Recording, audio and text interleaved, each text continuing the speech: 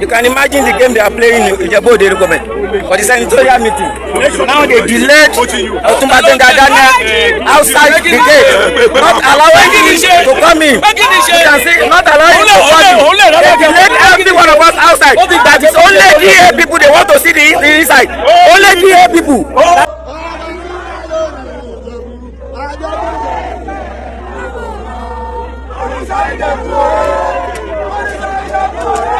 ẹwẹ sọ gbogbo ọmọ Ìjẹ̀bú dédé nílé lóko lẹ́yìn odi gbogbo yín pátápátá la kí ó dá Ìjẹ̀bú ní mo fi kí yín káàbọ̀ sórí ètò lónìí pápápá láṣẹ bí àwọn bàbá sọ̀nà lábala lérèfé tá a ti mọ yọjú lójú fèrèsé náà ni ẹ rí i pé sẹ́nitọ́ Gbẹ́ngà Daniels gan ojú fèrèsé àbí ẹnu ọ̀nà ti ń yọjú lára mọ́tò kí ló fa wàhálà kí ló fa wuyewuye kí ló fa ariwo nítorí fọ́nrán tẹ̀ ń wò yìí láti bí ọ̀sẹ̀ méjì ní fọ́nrán yìí ti jáde tí mo ń wò wípé kí ló dé tán náà blọ́ọ̀kì sẹ́nitọ́ Gbẹ́ngà Daniels láti wọ mítìn yẹn ìpàdé tí wọ́n náà fẹ́ ṣe níbi tí wọ́n ti fẹ́ decide fate ta ni wọ́n fẹ́ tún rán níṣẹ́ lọ sílé ìgbìmọ̀ asòfin tó máa lọ represent wọn ń bẹ̀ ṣùgbọ́n bá a ṣe wá ń wo oúnjẹ bẹ́ẹ̀ ni wípé àgbò méjì wọn ò gbọ́dọ̀ jà wọn ò gbọ́dọ̀ fojúkojú ni wọ́n fẹ́ mú mi nínú kòtò kan náà ó wá ń jọ bẹ́ẹ̀ ni wípé Senator Gbẹ́ngà Daniels àwọn ní èròǹgbà àti padà wọ́n ti ra fọ́ọ̀mù bá a ṣe gbọ́ bẹ́ẹ̀ náà ni ẹni tó wà ń bẹ̀ ní ìsìn tó jẹ́ gómìnà òun ò tiẹ̀ tí kúrò lórí oyè kan ó ti fẹ́ bọ́dì sórí oyè míì wọ́n lòun náà nífẹ̀ẹ́ sí láti ṣe sínẹ́ẹ̀tì bó ti jẹ́ wípé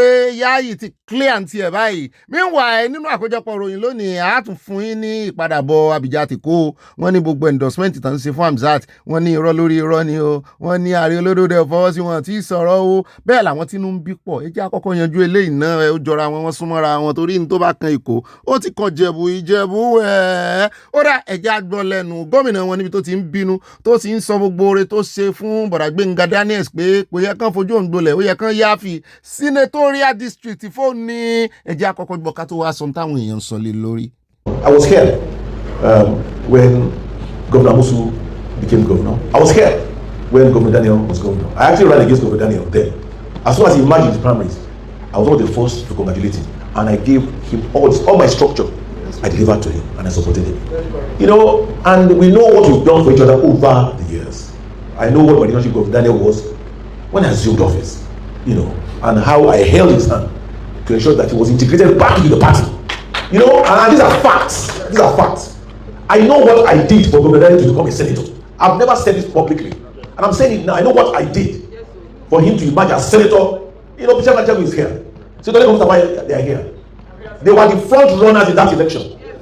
You know, I know what my intervention was to get them to step down for him to emerge as senator. We entrusted it to him.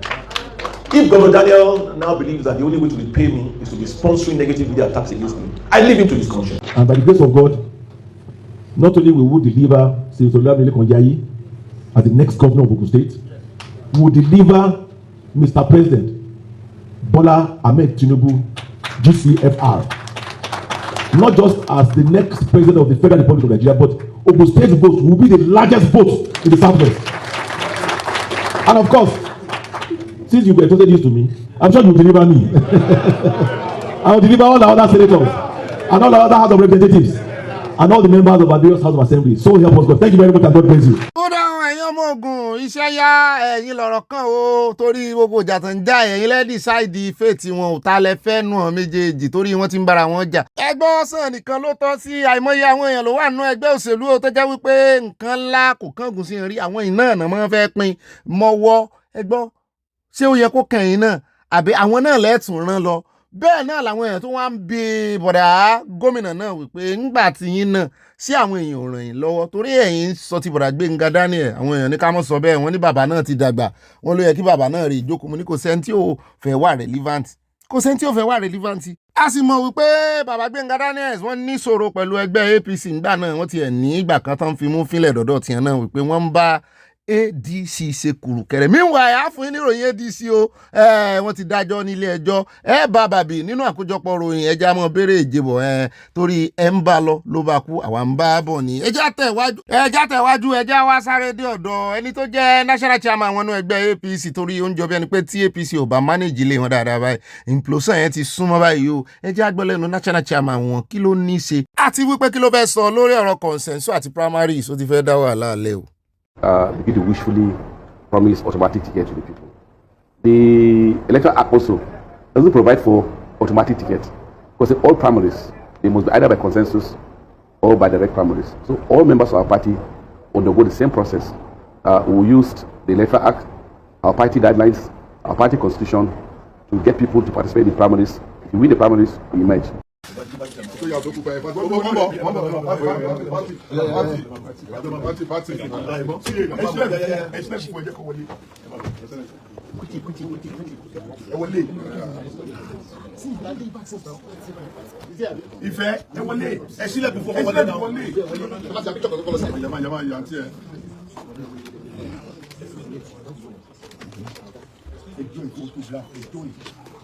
Kò wá tó síbi ẹja sáré yà ní ọ̀dọ̀ Obi Cubana chief priest tí àwọn ọmọ Igbo ń tanu àbùkù bá wípé kò tán bí òtún ó ti padà lórí ọ̀rọ̀ Nnamdi Kanu pé ó ti ń walẹ̀ sí ọ̀dọ̀ ara rẹ̀ mo ní bọ́n fún wèrè lọ́kọ́ gan-an yóò walẹ̀ sọ́dọ̀ ara rẹ̀ wọ́n lòun náà ti declare pé òun fẹ́ represent òun fẹ́ lọ fún House of Rep àbí Senate ló fẹ́ lọ ni wọ́n lòun náà ti di olóṣèlú ọ̀sán gan o kó náà fẹ́ sòṣèlú kò ń kàn ṣe pé òun fẹ́ gbárùkù ti ààrẹ olódòdó ẹnìkan òun fẹ́ gbárùkù ti ra òun náà. I'll be running for the office of the Federal House of Reps. So all I'm asking is for your blessings. So Nishi, Biko, Omunem, yeah, we have to stand up for orí ìdí amọ́jà pẹ́ lọ́dọ̀ rẹ̀ mú ọmọ wo yóò kàwé débi pé yóò mọ tó fẹ́ lọ sí lọ́hùn o yóò mọ apá ọ̀tún yàtọ̀ sósì kó sámọ̀ pé òfin náà fẹ́ lọ sí òfin tó fẹ́ sòfin rí ẹjẹ́ àpò sọ́rí o ìbànújẹ́ dorí àgbàkodò ó ti múra rẹ̀ yọ àwọn kan ní gbólóhùn ní ẹ wo Nigerian police ibẹ̀ kọ́ là ń lọ akàngbá wájú rẹ̀ kọjá ní ẹmọ́jà pẹ́ kó wọ́n fẹ́rẹ̀ rẹ̀ ala. ọ̀dọ̀ kan nínú àwọn ọmọléeṣẹ́ ológun là ń lọ níbi tá a ti gbọ́ tán ní ọwọ́ bá wọn ní ó mú àkídá ní orí ń jalè kiri ó kò ń di póòsì ojú rẹ̀ náà lẹ̀ ń wo ìmú ní bó ló sì jẹ́ wọ́n láwọn ọ̀gá rẹ̀ ló mú o àké méjì náà kó sí níwájú tẹ́ ẹ bá gbọ́ iye tó gbà lọ́wọ́ aráàlú ó sì fi póòsì rẹ̀ lẹ́mọ ní kírímínà ṣe wá pọ̀ láàrin àwọn ará bíi náà báyìí. a fún yín lábọ̀ tí ọlọ́pàá tó pààyàn lánàá ní Delta o àti ń gbé ọ̀gá ọlọ́pàá ọ̀rẹ́ mi ẹ̀dàfẹ́ Bright là ń gbé bọ̀ lónìí àwọn èèyàn sì sọ lè lórí ṣùgbọ́n ẹjẹ́ àgbọ̀ tẹnu eléyìí náà. 4,999,000. 4,999,000. 99,000. But young man said, no, Look at what he. Where's the handcuff he used on him? Use the handcuff used on him for doing nothing against you because somebody called you and they are a service soldier. It's unfortunate. You guys are not representing us well. Some of you are not representing us well. Can imagine. lẹ́yìn náà ti rí pé ọ̀pọ̀lọpọ̀ wọn gan ká tó jọ iṣẹ́ ológun tàbí iṣẹ́ ọlọ́pàá tàbí àmì wọ́n ti máa ń ní èrò wípé àwọn fẹ́ lọ ṣe bí ni torí mi ò mọ ìdí tán ṣe ń ṣe báyìí ẹ jẹ́ àpò ń bẹ́ẹ̀ wọ́n jẹ́ kí iṣẹ́ ológun kó wù yàn ṣe mọ́ ẹ jẹ́ àwa lọ sí Sambisa níbi tá a ti gbọ́ tán ní ọwọ́ àwọn ọmọ ológun Nàìjíríà tún dùn àwọn ará bíi wọ́n náà pa tó 40 nù wọn mo ló ti ẹ̀dá abẹ́ jẹ́ àwo díẹ̀ ń bẹ̀ náà. ṣèjọ wẹ́gbẹ́gbẹ́. Let it go. Oya, oya. À ń tẹ̀lé àtẹ̀lé. À ń tẹ̀lé kọ́wọ́ ìbátẹ̀lé. mo bá ní àyà àrókù wọn àrí nǹkan kan wọn ìyẹn àdó olóró ń bí àti ẹ̀rí akànrí wọn tó ń kọjá lọ ní àyà ni wọ́n pa wọn o pé òun ò mọ̀dí tí àwọn iléeṣẹ́ ológun Nàìjíríà tán ìṣe fẹ́ fòkù wọn hàn asárì mẹ́rin he nínú wọn ló pọ̀ jù báyìí lọ bẹ́ẹ̀ náà ni àrí nǹkan ìjà ológun tán gba àyà bá ń fi sí jáwò. wọn náà lẹ ti rí yẹn o ṣùgbọ́n àwọn àti bí ìyá bọ́ọ̀dì sí Mali níbi tí wọ́n ti ń jẹ́ wa níhò wọ́n ti ń jẹ́ wa lábọ̀ wípé ẹ wá ò mọ̀ ṣe pa àwọn èèyàn jọ ní Mali àwọn tí Mali wọ́n ní wọ́n fọ̀tá pè rárá wọ́n ní wọ́n tiẹ̀ fi wò wọ́n láwọn ọmọ ológun Russia ló padà wá. wọ́n ní ìpadàbọ̀ Abidjan sí nítorí àgbo wọn tó fẹ̀yìn rìn lọ tó múdì sẹ́yìn báyìí ó rìfáàsì wọ́n ní agbára lóòrè mú wá o ẹ̀fọ̀n abiwo gàǹgà wọ́n ní wọ́n ṣe bí ẹni tó pe rọrọ wọ́n ṣe bí ẹni sùn wọ́n jẹ́ kí ó dàbí ẹni pé àwọn fi bẹ́ẹ̀ lẹ̀ fún wọn ẹ mọ̀ pa gbèrò yẹn tó jẹ́ pé wọ́n ti ẹ̀wọ́ ibi tán ti ń lọ́ọ̀nchì drone náà táwọn èèyàn rò pé àwọn ti gba gbogbo òlú inú wọn ń dùn wọn ṣe Allahu Akbar àwọn ọmọ wípé ọ̀run alákejì wọ́n náà capture wọn kan tó pa wọ́n ni o wọ́n capture wọn kan tó pa wọ́n báyìí yàtọ̀ sáwọn tí ìbọn bá ń bí wọ́n padà wá báyìí wọ́n wá ń dáná yá wọn ní o wọ́n sùn ọ̀pọ̀lọpọ̀ sùn inú Olúwa kọ́ náà sùn wọ́n sùn nù àṣetọ́ ni wọ́n sùn lọ wọ́n jí mọ́ àwọn èèyàn wá ní ìbá sì dáa kóun ológun Nàìjíríà náà lè ṣe báyìí mú náà ń gbìyànjú omi ló pọ̀ jọ ká lọ ẹ mọ̀ wípé àwọn ti Mali àwọn ní ìrànlọ́wọ́ directly tí àwọn sọ̀táàní Sokoto yín àwọn Ayatollah tán fẹ́ kán wá ṣe kí Amẹ́ríkà wá ṣe Nàìjíríà tán sì gbà kí any other person wá ṣe tán ní àwọn ò fẹ́ ní foreigner ní orílẹ̀ àwọn òun ló fà á tí ó fi dàbí ẹni wípé ó fa aago sẹ́yìn lórí ọ̀rọ̀ Nàìjíríà. Ọlọ́run ló mọ̀ ju àwọn Wagner náà ti Russia wọ́n dọ́gbọ́n sí ni wọ́n lo ọgbọ́n ni. láti mọ̀ pé táwọn ará bíi tí wọ́n bá ti ń celebrate tó dàbí ẹni pé wọ́n ti capture lù ú tán ti ibìkan náà máa kóra àwọn jọ sí. So wọ́n mọ̀ bí ìgbà téèyàn bá da ṣúgà lẹ́ni ṣe mọ̀ pé síkìtì lè ra abó ṣúgà wọ́n ní mọ̀ ṣe wọ́n nù ó lé 300 tán padà nù mo wá ní Ọlọ́run ṣeun tí irú àwọn ilé ìbá escape dé Naija. Wàhálà sùn. You dey hold me, leave my clothes. I hold you before. Okay, leave my clothes. You see mask for my hand. Tell me that they use and work. I say open that. Leave. In the video. Look at the video. Okay. You don't keep am. Leave me first. Leave me. I don't thief. I'm not a thief. Leave my mask first. Man, no put anything inside the mask. The video. Continue. You don't keep am. Open am. Open the video. You can't help me hold my sit down, move. Let's I go fire him. All of us are construction. Hold on, wait here. Hold on. Today we want to pass this road. They see us. Help me hold on. Show. Go one side my bag for waiting. Make motor jam you. Oh yeah. Come see anything we want see for the back. Come check out. Don't start for waiting. That language we use. Stop it. Okay, continue. See. They are allowed to video. You fight, you carry that for you take the money.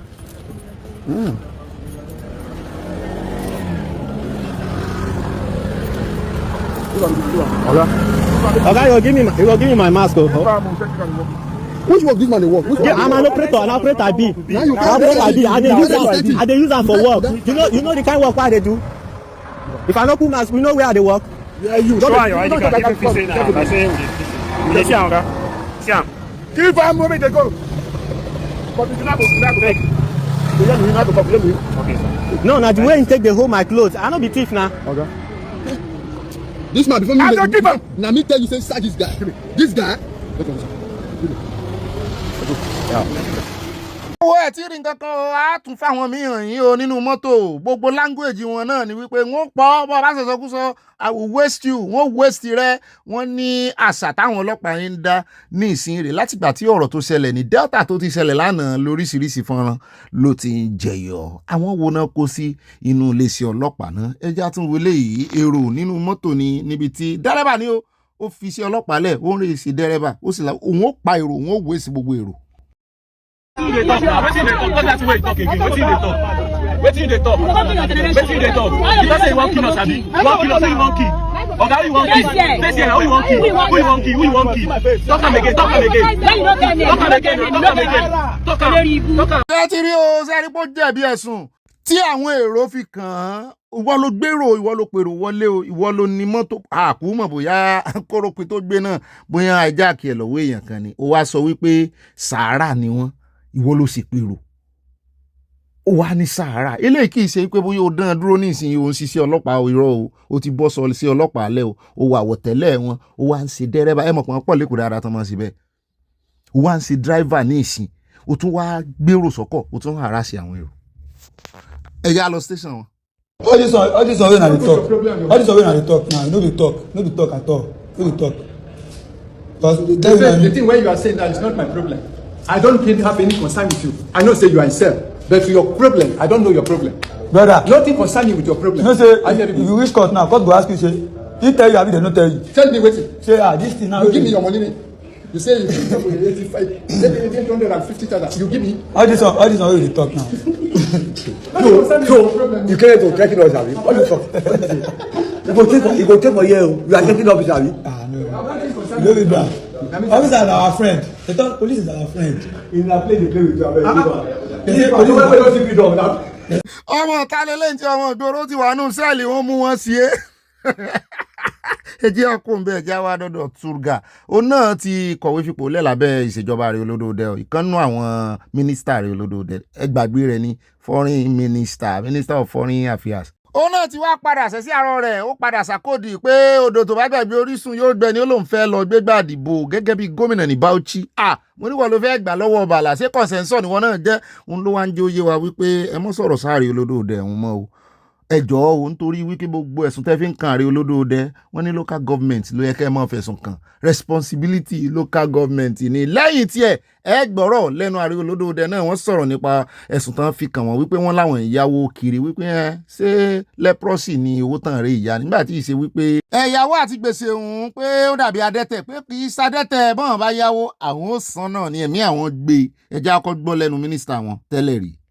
A lot of the things that the president or the federal government are blamed for are actually interventions because of the failure of local governments, because of the failure of state governments. òun náà lẹ́ti gbọ́ yẹn wọn láwa náà mọ̀ ń sọ bàbá mi Rábì Ọlọ́pàdé náà mọ̀ ń tẹnu mọ́ ṣùgbọ́n ọmọ Nàìjíríà náà gbọ́ ni àwọn ò gbà pé kí ló mú Ààrẹ Olódòdẹ náà tán rè kówó fún àwọn tán mọ̀ wípé wọ́n ti fail failure local government failure state government kí ló dé tààrẹ Olódòdẹ ń rè kówó nígbà tán mọ̀ wípé lórí ọmọ Nàìjíríà tán ti yọ subsidy ní ní rámú kí ló dé tán rè kó fún àwọn tán mọ̀ pé wọn ní fi jíṣẹ́ wípé so àwọn náà ni mistake yẹn o àwọn náà sì láwọn lè ṣe ó dẹ̀ já wá gbọ́ lẹ́nu wọn kí ni Ààrẹ Olódòdẹ sọ gangan lórí ọ̀rọ̀ ìyàwó tí àwọn èèyàn fún wọn ń gbàgbòs lé lórí àwọn Haúsá tán torí wọn yáwó gan-an wọ́n ní ṣe ni wọ́n ń fi bí san oore wọn láwọn òràn wọn ń ṣe wípé gbogbo ìgbà tó bá fẹ́ ṣe project nílẹ̀ Haúsá ẹ̀yàwó náà máa fi ṣe kán mọ̀ jẹ gbèsè san lọ́rùn mọ́ kán rè ìyàwó ṣe project lẹ́kọ̀ọ́ náà ẹ̀jẹ̀ á gbọ́ ìdáhùn Ààrẹ Olódòdẹ. If we have to borrow money, we borrow. It's not borrowing is not a leprosy. We just have to work hard to be able to pay for it. ó náà lẹ́sìn bọ́ lẹ́nu Ààrẹ Olódòdẹ yìí ó níbi tí wọ́n ti gba gómìnà Plateau lálejò wípé kí ló dé tán pààyàn sí Ọlọ́run kí ló dé ẹ̀yin náà wá nǹkan ṣe sí sẹ́mi ni ẹ mọ̀ pé gbogbo ìgbà ni mo ní àbí àwọn àti kìnní teleport ni àwọn àti former minister fún foreign affairs ṣé ń teleport ní nǹkan kan náà ni wọ́n jọ ń sọ ó ti wá tààkó báyìí tí àwọn subnationals àti àwọn tó pera wọn ní local government náà wọ́n máa mójú ajé kò ní sọ pẹ̀lú ọ̀rọ̀ insecurity o ẹ wo Èkìtì àádékìtì lónìí bàbá Èkìtì wọ́n dìde fúyà ibi tí wọ́n ti pa àwọn èèyàn lẹ́kìtì lánàá àwọn náà gbéra wọ́n lọ ọbẹ̀ mo wo gbogbo bẹ̀ báyìí mo ní local government ló yẹ kó mójútó insecurity bí so Olódòdẹ náà ni ó tún wá wọ́n kàn pààyàn sí ààrẹ àwọn tó yẹ kán wà responsible wọ́n wà responsible wọ́n náà kan àwọn olóṣèlú ń bẹ̀ wọ́n lọ́rọ̀ òṣèlú náà ń bá kiri kò kàn wọ́n sì kó àwọn èèyàn 13 lọ wọ́n pa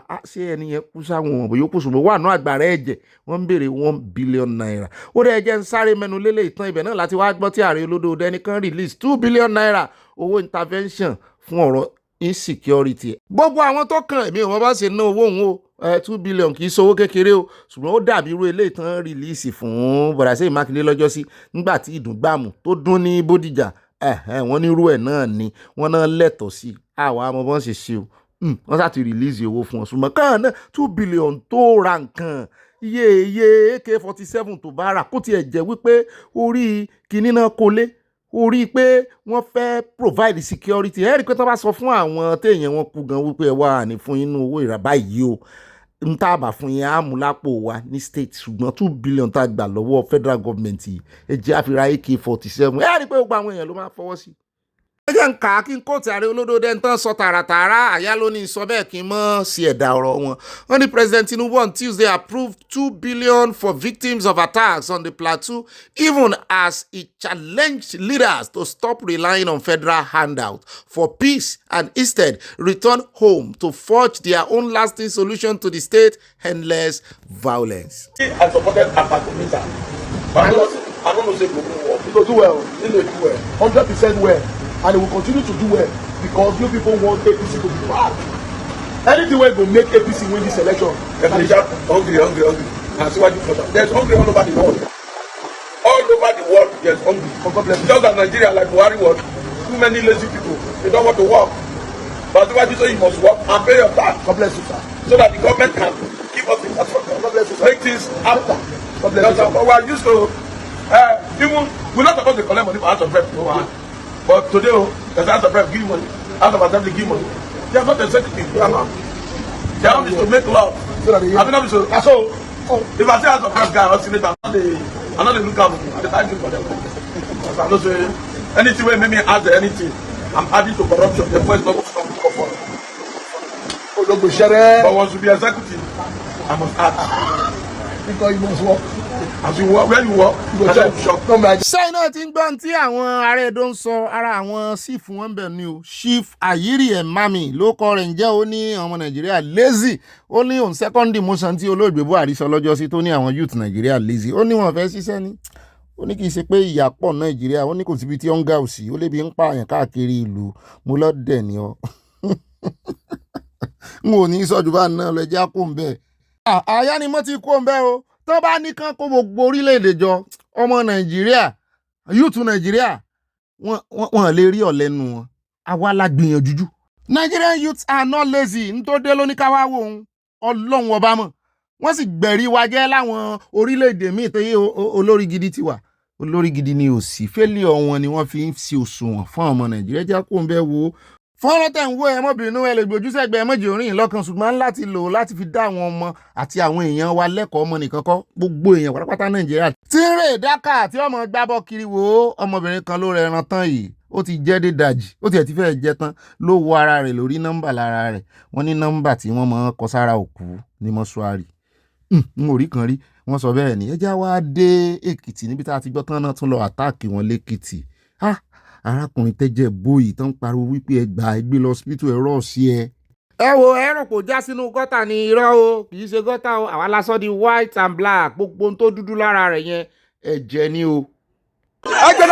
General ọ̀kadà.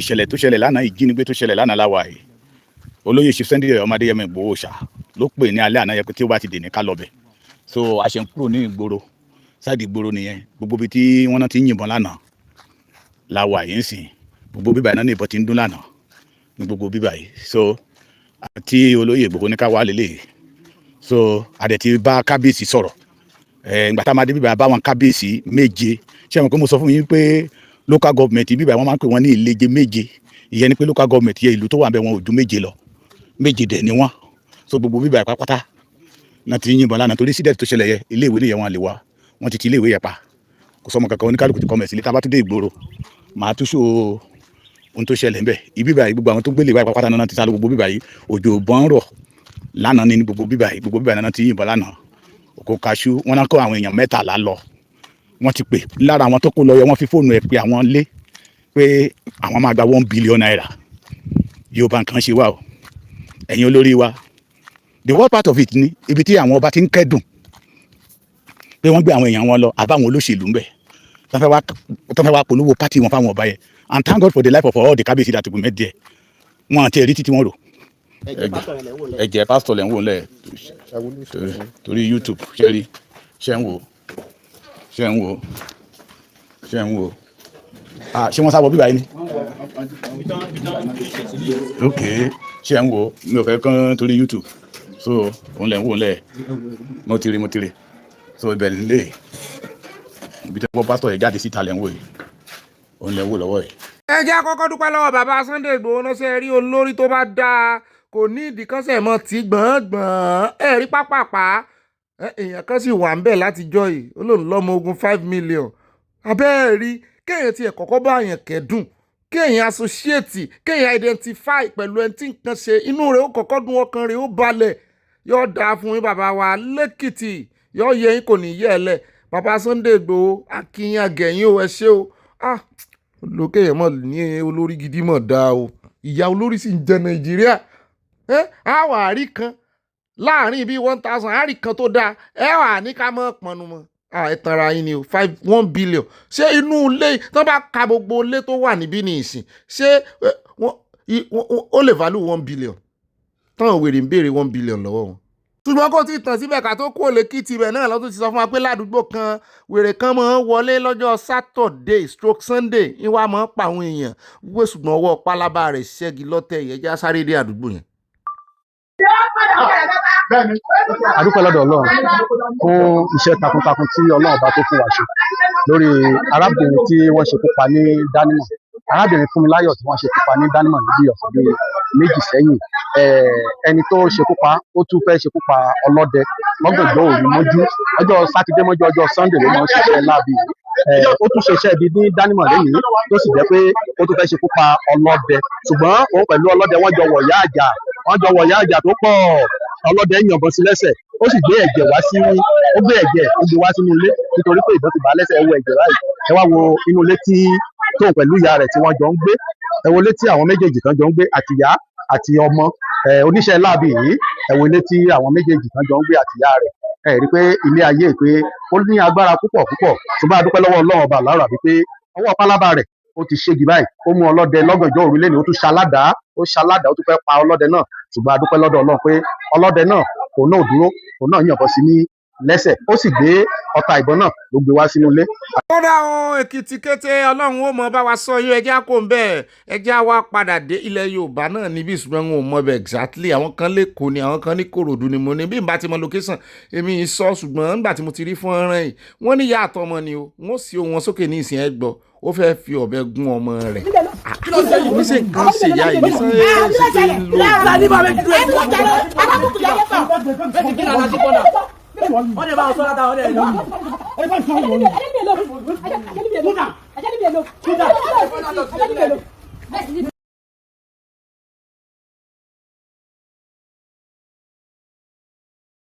báyìí náà ti rí lọ́ọ̀kan ọ̀bẹ ló fi ń yẹ ọmọ rẹ̀ wò yẹn ọ̀bẹ nìyẹn o àmọ́ tẹ̀sí òkú gbẹ́ni ọmọ àtìyá eléyìí ní agbára o. ṣé àti ẹ̀rí ẹni tèmi ń bá dúpẹ́ ní bàbá tó lọ làjà tó rè gbọ̀bẹ lọ́wọ́ rẹ̀ nítorí ọ̀pọ̀lọpọ̀ ìgbà ṣe rí àwọn olùlàjà náà mọ̀ forí kó skibọ̀ ó lè gún bàbá yẹn láìrò. kódà níbẹ̀ ìjà ti bẹ̀ bọ́ọ̀dì sí Edo State níbi tí ọwọ́ ti tẹ àwọn Fúlàní kan wọ́n náà gbà mọ́ lọ́wọ́ wọn wọ́n bá oògùn abẹnugọ̀ngọ̀ lọ́wọ́ wọn wọ́n ní àgbẹ̀ làwọn àwọn sì ń pẹran káàkiri ń bó bẹ́ẹ̀ ṣe sí lọ́jọ́ sí ní ròmìrè tẹ́ ẹ pa àwọn èèyàn àwọn ò ní gbà fún yín ọwọ́ tẹ̀ wọ́n lọ́tẹ̀ yìí. See them. I am all this there for there now. Where are they? See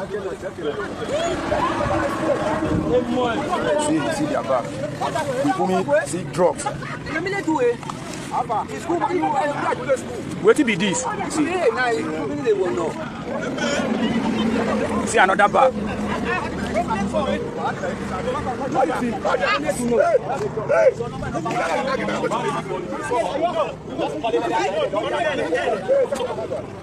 See drugs. See bullet. Now that they use this bullet.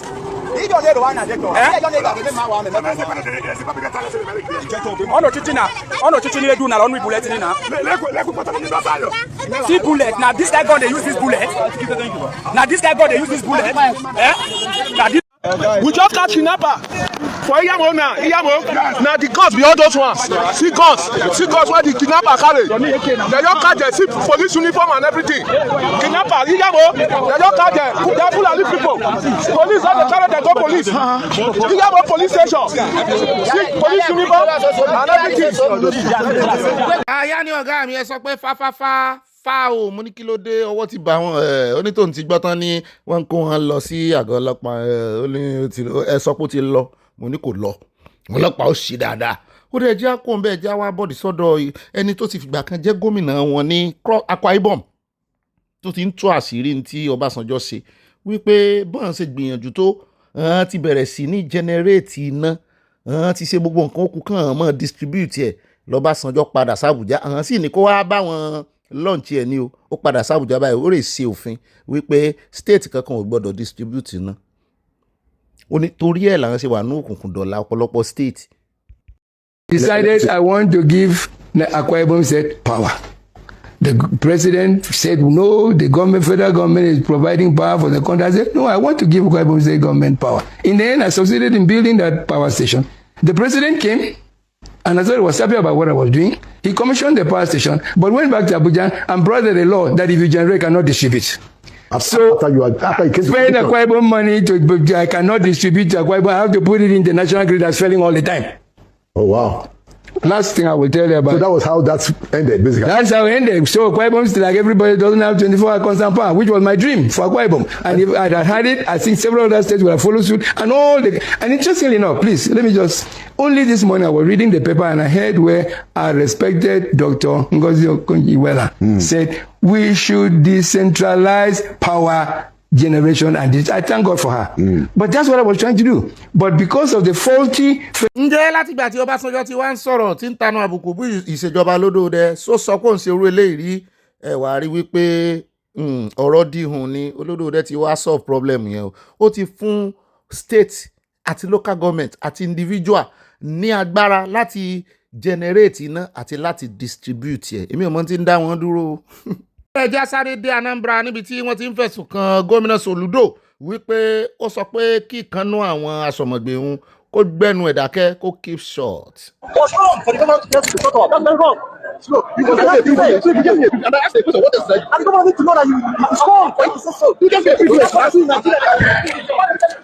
the governor asked him to shut up. Ó bá nígbà ìjà àfẹ́lẹ́ ìkádé Abala Lerefe ńlẹ̀ Ọ̀gbẹ́ni tó jẹ́ president wọn Kenya lọ́jọ́ sí tó fohùn ránṣẹ́ tó sọ̀rọ̀ àbùkù sí odidi Nàìjíríà ó ti kọ́rọ̀ rẹ̀ jẹ́ ó ní tó ń mí nǹkan nìyẹn náà. And the people of Nigeria mandated me to inform you and assure you that Nigerians speak good English. Please pass my regards, Minister, to President Tinubu, my friend, and to the great people of Nigeria who are my in-laws, and do so in good English.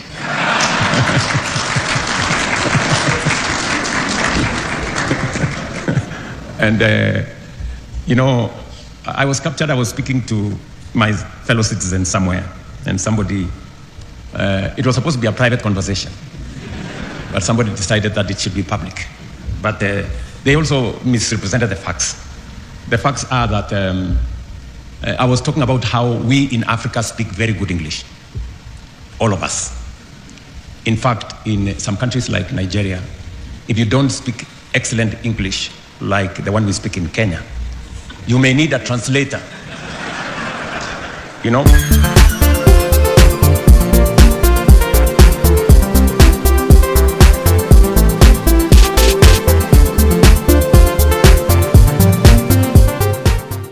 Ẹlẹ́dàá mi ọ̀rọ̀ rẹ lóde o, ìwọ orí mi kò wá bá mi gbọ́, òkìkí tí èmi rí ẹ ogun tó lé ní mi mà mọ̀ pógun lògo ọmọ aráyé lè, àyàṣebí tí mo bá jìnnà sílé ẹ, àyàṣebí o tí mo bá sọ̀rọ̀ òdì sí ọ, bàbá rere o àsìkò mi kò dára o, bàbá rere o ìgbà wa kò dára o, bàbá rere o àsìkò wa kò dára láyé, bàbá rere ìgbà wa kò dára o, jẹ́jẹ́ wa la jókòó sílé àwa o, jẹ́jẹ́ wa la jókòó sọ́dẹ̀dẹ̀ wa, ìwọ lórí wa tó pè wá o, tó níkà wá o, adẹ̀tí wá dá ẹ lóhùn, ìwọ ló rán wa níṣẹ́, àyàṣebí bí a bá jìnnà sílé rẹ ilé aláyọ̀ yìí, àyàṣebí o bí a bá sọ̀rọ̀ òdì sí ọ, bàbá rere o ìgbà wa kò dára o, bàbá rere àsìkò wa kò dára, bàbá rere ìgbà wa kò dára. Ó dábò kí káwọ̀ ìgbà wa ó sunwọ̀n, ìgbà wa ó dára láṣẹ Ọlọ́run ní màrí gbogbo ìgbà táwọn bá wá ń lò nílé ayé, bó ṣe gbà òwúrọ̀, bó ṣe gbà ọ̀sán, bó ṣe gbà alẹ́, yóò dára fún wa o, yóò sì san wá síre láṣẹ Ọlọ́run Èdùmàrè. Ìgbà lónígbà ń lò orin yìí kàn wá sórí mi ni mo ní kí n wá fi tọ́tọ́rí yín mú kí n káàbọ̀ sínú ìròyìn tòní ìpàdé ọlọ́mọlé ọlọ́mọlú ọlọ́mọ orílẹ̀-èdè ibi tọmọdé ti mọ wẹ̀ta tí ń bá gbà jẹun níbi tá a ti jọ kọ́mọ lùbọ̀ Ọlọ́run lójú orí ọmọdé gbọ́n àgbàgbọ́n láì dálẹ̀ ìfẹ́ rẹ́rìn-ín ẹ sì léjú korokoro ilé aláyọ̀ ẹ ti wọlé aláyọ̀ náà rè Ọlọ́run ti máàkì rẹ́gísítà ọmọ mi mo dúpẹ́ táyọ̀ wọ́n ní mo wá lónìí mo pẹ́ dé o mo rí mọ́ mi dọ̀ka jálò náà ní àwọn òtètè gborí wọlé ojú wíńdò láti mo ní àní pẹ́ débi nǹkan rere láti Ọlọ́run rẹ̀ ìbá ròyìn náà ní ìbá gbọ́n débẹ̀ ìbá yẹ̀nà náà ìbá Sanawole náà ní ìbá kanjú abẹ́ǹkò ìbá lọ tààràtààrà tọ́rọ bá ti dọ̀rọ̀ òtítọ́ àtòdodo sàn báyìí láàrin sàn báyìí wọ́n galivant ajé ní mú ní pẹ́kọ̀rọ̀pẹ́kọ̀rọ̀ bọ́ọ̀ bá ti wá kófìrí àbí tó pàdé ẹni tí ò rìn sàn pẹ̀lú rẹ̀ ìwọ náà mọ́ ṣe mistake rìn sàn pẹ̀lú rẹ̀ o tẹ́ẹ̀jọ fi ọ̀rọ̀ síbì kan tó wá lọ gbàbò míì tẹ́ẹ̀jọ sọ wípé mo sì ní kó jẹ́ ká ti pàdé o tó wá ní àwọn tí wà lóṣòdì o wá pàdé òun lóṣòdì jọ ìwọ náà sọ fún lóò ti wà ní alápẹ̀rẹ̀ ní Kétu ní kó wá pàdé rẹ̀ ń bẹ̀ tó bá ti kófìrí ẹni tí ò rìn sàn pẹ̀lú rẹ̀ rèé gbalé símọ́ náà tán bàdàn kọ́ ọmọ bá gbalé símọ́ níyà èmi náà ń pè ní ibà confam ẹ̀kọ́ tó sẹ́ndì ẹ̀ mọ́ sẹ́ndì ròyìn fógan náà jọ bọ́ọ̀bà wá sẹ́ndì ẹ̀ fi béèrè béèrè ni pé ẹjọ́ ẹ bá ń confirm ọ̀nà míì téèyàn tún máa ń fi send ìròyìn nìyẹn pé ìròyìn yìí ó fẹ́ jọ tòótọ́ ṣùgbọ́n ò rí confirm wá jù sí gbòòrò ayé wípé ẹjọ́ ẹ bá mi confirm ìròyìn o, that's another way ju kó wá rè kọ́ sórí ẹ̀ lọ wípé ó confirm ẹ̀ ó wà ń bẹ̀ nígbà tí Ṣèyí Mákindé tó lè gbé owó fún ó wà ń bẹ̀ ó sì ń bẹ̀ èmi náà sì ń bẹ̀ o ẹnu Fáyọ̀sé la sì gbọ́ o bẹ́ẹ̀ náà lèmi náà ń pè ní ibà allegedly ibà reportedly gbogbo tẹ́ bá gbọ́ lórí ìkànnì kí ni o reportedly ni à ń report ẹ̀ ní and allegedly àbí sì ń bẹ̀ Fáyọ̀sé ó gbé 10 billion rèé bá ti kú sojú èmi àti yín Fáyọ̀sé ló sọ bẹ́ẹ̀ so à ń report Fáyọ̀sé fún Ṣèyí Mákindé ní ìtumọ̀ ẹnìyẹn reportedly and allegedly bẹ́ẹ̀ náà lèmi ni mò ń jẹ́ ibà gbọ́n débẹ̀ ibà Sanawole ibà Kanjú Abẹ́ǹkó ibà Sélálàyé ibà Wálẹ̀jìn ibà Kàsíwájú ibà Ìbóyì náà ní ibà ìbọ̀bọ̀ kí bọ̀bọ̀ ibà Bobilicious Lobilicious Bobby ẹbí náà ń pè ní ibà ọ̀pàpà parada níbi táyà ti ń parada tí ń dọ̀gá rẹ̀ yóò tó ṣẹlẹ̀ ní ìsinú abala comment section abẹ́lẹ̀yìn olólùfẹ́ wa bẹ́ẹ̀ náà lèmi ọ̀gá rẹ̀ yóò tún parada á tún di àyà bẹ́ẹ̀ náà bá a sì mọ́ ṣe é nù èmi náà ní ibà ọ̀pá kọ́kọ́ àwọn òpin kọ́kọ́ àwọn 16 ibà Sùngìtò ibà Àyàpè èmi náà ni mò ń jẹ́ ibà amúlùdùn iná rẹ̀ ó bá rìn gínigíní tí kúmi àti kò yòó rìn gínigíní ibà kéde fún Yorùbá nation fún Oòduà nation káfọ́ àtà ẹ̀mọ́jà pẹ́ ẹ̀mọ́jà dènà pẹ̀lú gbogbo ilé ìtẹ́ bá pàdé inú Abala Lerefe ayójúlójú fèrèsé ni ó ti wá dàfẹ́ ẹ̀yìn tẹ́gùn fi sọmọ́ mi Dorcas Galo ojú fèrèsé náà ti wọ́n yọjú gbọ́rọ̀ yìí tiẹ̀ ó dá alákọ̀ọ́kọ́ nu àkórí ìròyìn ẹja padà sẹ́kọ̀ọ́ ọ̀rọ̀ sí ń já rìnrìn lẹ́kọ̀ọ́ àwa tiẹ̀ ti ń bá Dr. Hamzat yóò àbáwọn dúpẹ́ torí àti gbóríṣiríṣi ń pa àwọn bẹ́ẹ̀ náà ni a gbọ́ arífọ́nrán kan tí bàbá olódo rẹ̀ tán ti ń kí bàbá wọn ní tí ẹ̀wọ̀n kọ́ bá ní bàbá wọn tán ti ń dúpẹ́ lọ́wọ́ wọn pé bàbá wọn wà lára àwọn mẹ́ńtọ́ àwọn mẹ́ńtì làwọn jẹ́ ṣùgbọ́n ní ìsìn ó ti wá yí kan ọmọ nǹkan dáadáa ló sì yí kan wọn ọ̀pọ̀lọpọ̀ àwọn èèyàn ló ti ẹ̀ńdọ́ọ̀sì wọn Sanwó-Olú ó ti ẹ̀ńdọ́ọ̀sì wọn bẹ́ẹ̀ náà ni olórí ilé ìgbìmọ̀ asòfin ó ti ẹ̀ńdọ́ọ̀sì wọn ó kàn jẹ́ gbogbo ẹ̀ka lẹ́kọ̀ọ́ ẹ̀ka àṣìjọba Èkó wọ́n ti ẹ̀ndọ́ọ̀sì wọn bẹ́ẹ̀ náà ni àwọn GAC nínú ẹgbẹ́ òṣèlú APC wọ́n ti ẹ̀ndọ́ọ̀sì wọn ṣùgbọ́n wọ́n ní ká fojú sùnùkùn wo ọ̀rọ̀ yìí o bọ́dá kan ló wá jáde síta láti Badagry wọ́n ní Samuel ó kọ àwọn ń jẹ́ wọ́n lè pa wọ́n ní Àjọṣe orúkọ bàbá àwọn wípé àwọn ò gbà o pé tẹ́ ẹ bá ń gbọ́ jamboree kangaroo endorsement wọ́n náà náà ṣe yẹn tán ti lọ píìkì fọ́ọ̀mù tán sì mọ̀ wípé àwọn ló kàn ní Badagry látọjọ́ táláyé ti dáyé tán ti dá Èkó lẹ̀ táwọn èsì ìsọmọ àlè táwọn ìsọmọ àtọ̀rìn wà pé àkó àwọn rè táìmù àwọn rè láti jẹ olórí pé so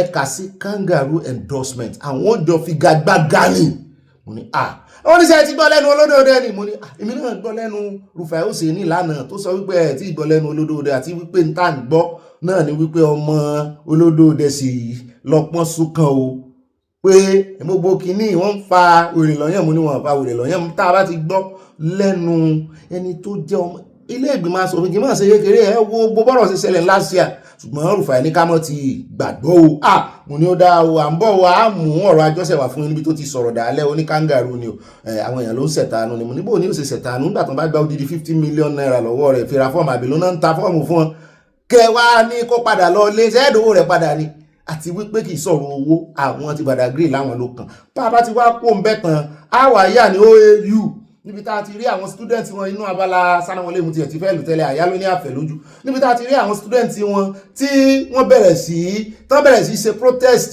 ní ẹnu campus bẹ́ẹ̀ náà ni wọ́n fọ́n sí gbòòrò mu ní kí ló ṣẹlẹ̀ mọ̀ yẹ káwọn ọmọ ìpara wọn ẹ bá ti school àdédé la gbọ́ pé wọ́n ti school kí ló wá fàjà kí ló fa wuyewuye kí ló fa sọ láàrin wọn tó fẹ́ di rògbòdìyàn wọn ní lórí ọ̀rọ̀ transportation ni mo ní bó ni ó sì jẹ́ transportation kò gbọ́dọ̀ jẹ́ bẹ́ẹ̀ lẹ́nu ìgbàwo sígbàwo sínú ìbẹ̀rẹ̀ ọdún yìí ni àbí ìparí ọdún tó lọ níyàwó ààrẹ tí wọ́n sì gbé 1 billion naira fún wọn tán tún kó mọ́tò lọ CNG buses lóríṣiríṣi pé àwọn ò fẹ́ káwọn ọmọ ìmọ̀ gọ̀kadà mọ́ OAU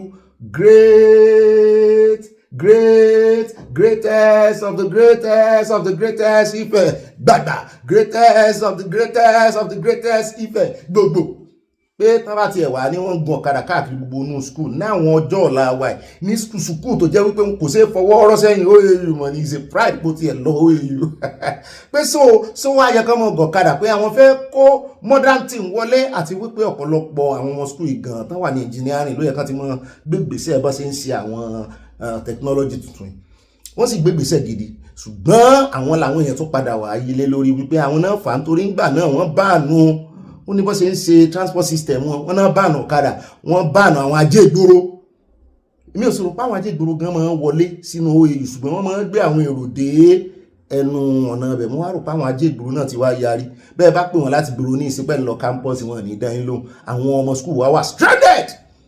Mo ní sàn káyé yín ni kán tó kó bọ́ọ̀sì wá bọ́ọ̀sì mélòó náà kó wá wọ́n ní 80 mo ní rọlẹ̀ pa ojú 80 lọ àárín náà wọ́n ní bọ́ọ̀sì ò sátò gbogbo ẹ̀ nínú ìròyìn o àwọn 30,000 students ní torí ẹ̀ṣẹ́ rí láfíríkà àmọ́ iye ètò ìkànìyàn kì í sì ṣe national nìkan kì í ṣe federal nìkan even state ó yẹ kán ti kàn nípa àwọn state ò níṣẹ́ wọ́n wúlò náà tí ń ṣèjọba ní state wọ́n wúlò lọ́dọ̀ tèmi torí gbogbo ariwo tán palẹ̀ olódòdẹ lórí ìgan àwọn ló yẹ kán mọ́ palẹ̀ lórí náà gómìnà bí wọn bá tí ì ṣe national population kí ló mú gómìnà náà tí ó gbé ìgbésẹ̀ fún wọn ó ṣe mọ iye àwọn tó ń gbà tí òṣèlú sì dé wọ́n sí rẹ́gísítà òṣèlú o kí ló dé tán wọ́n lè sí rẹ́gísítà fún àwọn aráàlú gangan yàtọ̀ sóṣèlú láti fi ṣe ìṣèjọba kí ló dé ẹ̀yin sí rẹ́gísítà fáwọn ẹgbẹ́ ẹ̀ǹkà 1 million 2 million 3 million yẹ ọmọ ẹgbẹ́ kí ló dé tẹ́ ẹ̀ sírú rẹ́gísítà bó tiẹ̀ ṣe kinní kan lẹ́ni ó yẹ kó kọ́nà wà tẹ́ fi kàyé àwọn èèyàn tẹ́ ẹ̀ ń ṣèjọba lé lórí ẹ̀ ń retí federal gbogbo ẹ̀ náà federal ń ló dífá fún sùkúù náà ní ìsìn nígbà tí 30,000 students bá wà tí mọ́tò wà ń bá fẹ́ lọ ṣe bẹ́bẹ́ ń bẹ̀ kẹ́ẹ̀tì ẹ̀ tó kó Nàìjíríà mọ́ láì kìkì nìyẹn wọ́n lè wọlé palẹ̀ ní ìsìn láì tí ìpèsè ilé fún ọ̀tán lé kúrò nílé ó dẹ̀ já tẹ̀wájú wá fún yín ní ẹ̀kúnrẹ́rẹ́ ròyìn tá a ti ń sàn lọ́wọ́ ni wọ́n ti wá ké pè wá wípé ẹ wá gbọ́n tí ajérò sọ mo níta lájérò abẹ́fẹ́ lágbèrò mo ní ajérò lórúkọ rẹ̀ sí mi ò mọ́ ní ọmọ díbọ́n mo níta nínú wọn ní labour party wọ́n ní rárá ẹgbẹ́ òṣìṣẹ́ labour congress kì í ṣe party congress orúkọ yẹn wọ́n confuse mi wọ́n ní ó ti sọ wípé kódà kí ìjọba fáwọn 1 million pẹ̀lú bí náírà ṣe fìdí jálẹ̀ yìí tí ń rákòrò tí ò lè dìde yìí mo ní kí ló dá náírà gúnlẹ̀ wọ́n lórúnkún ní dùn náírà ohun ni ẹ̀fún lóògùn o ẹ̀fún ní butasolodin ẹ̀fún lóògùn kò gbé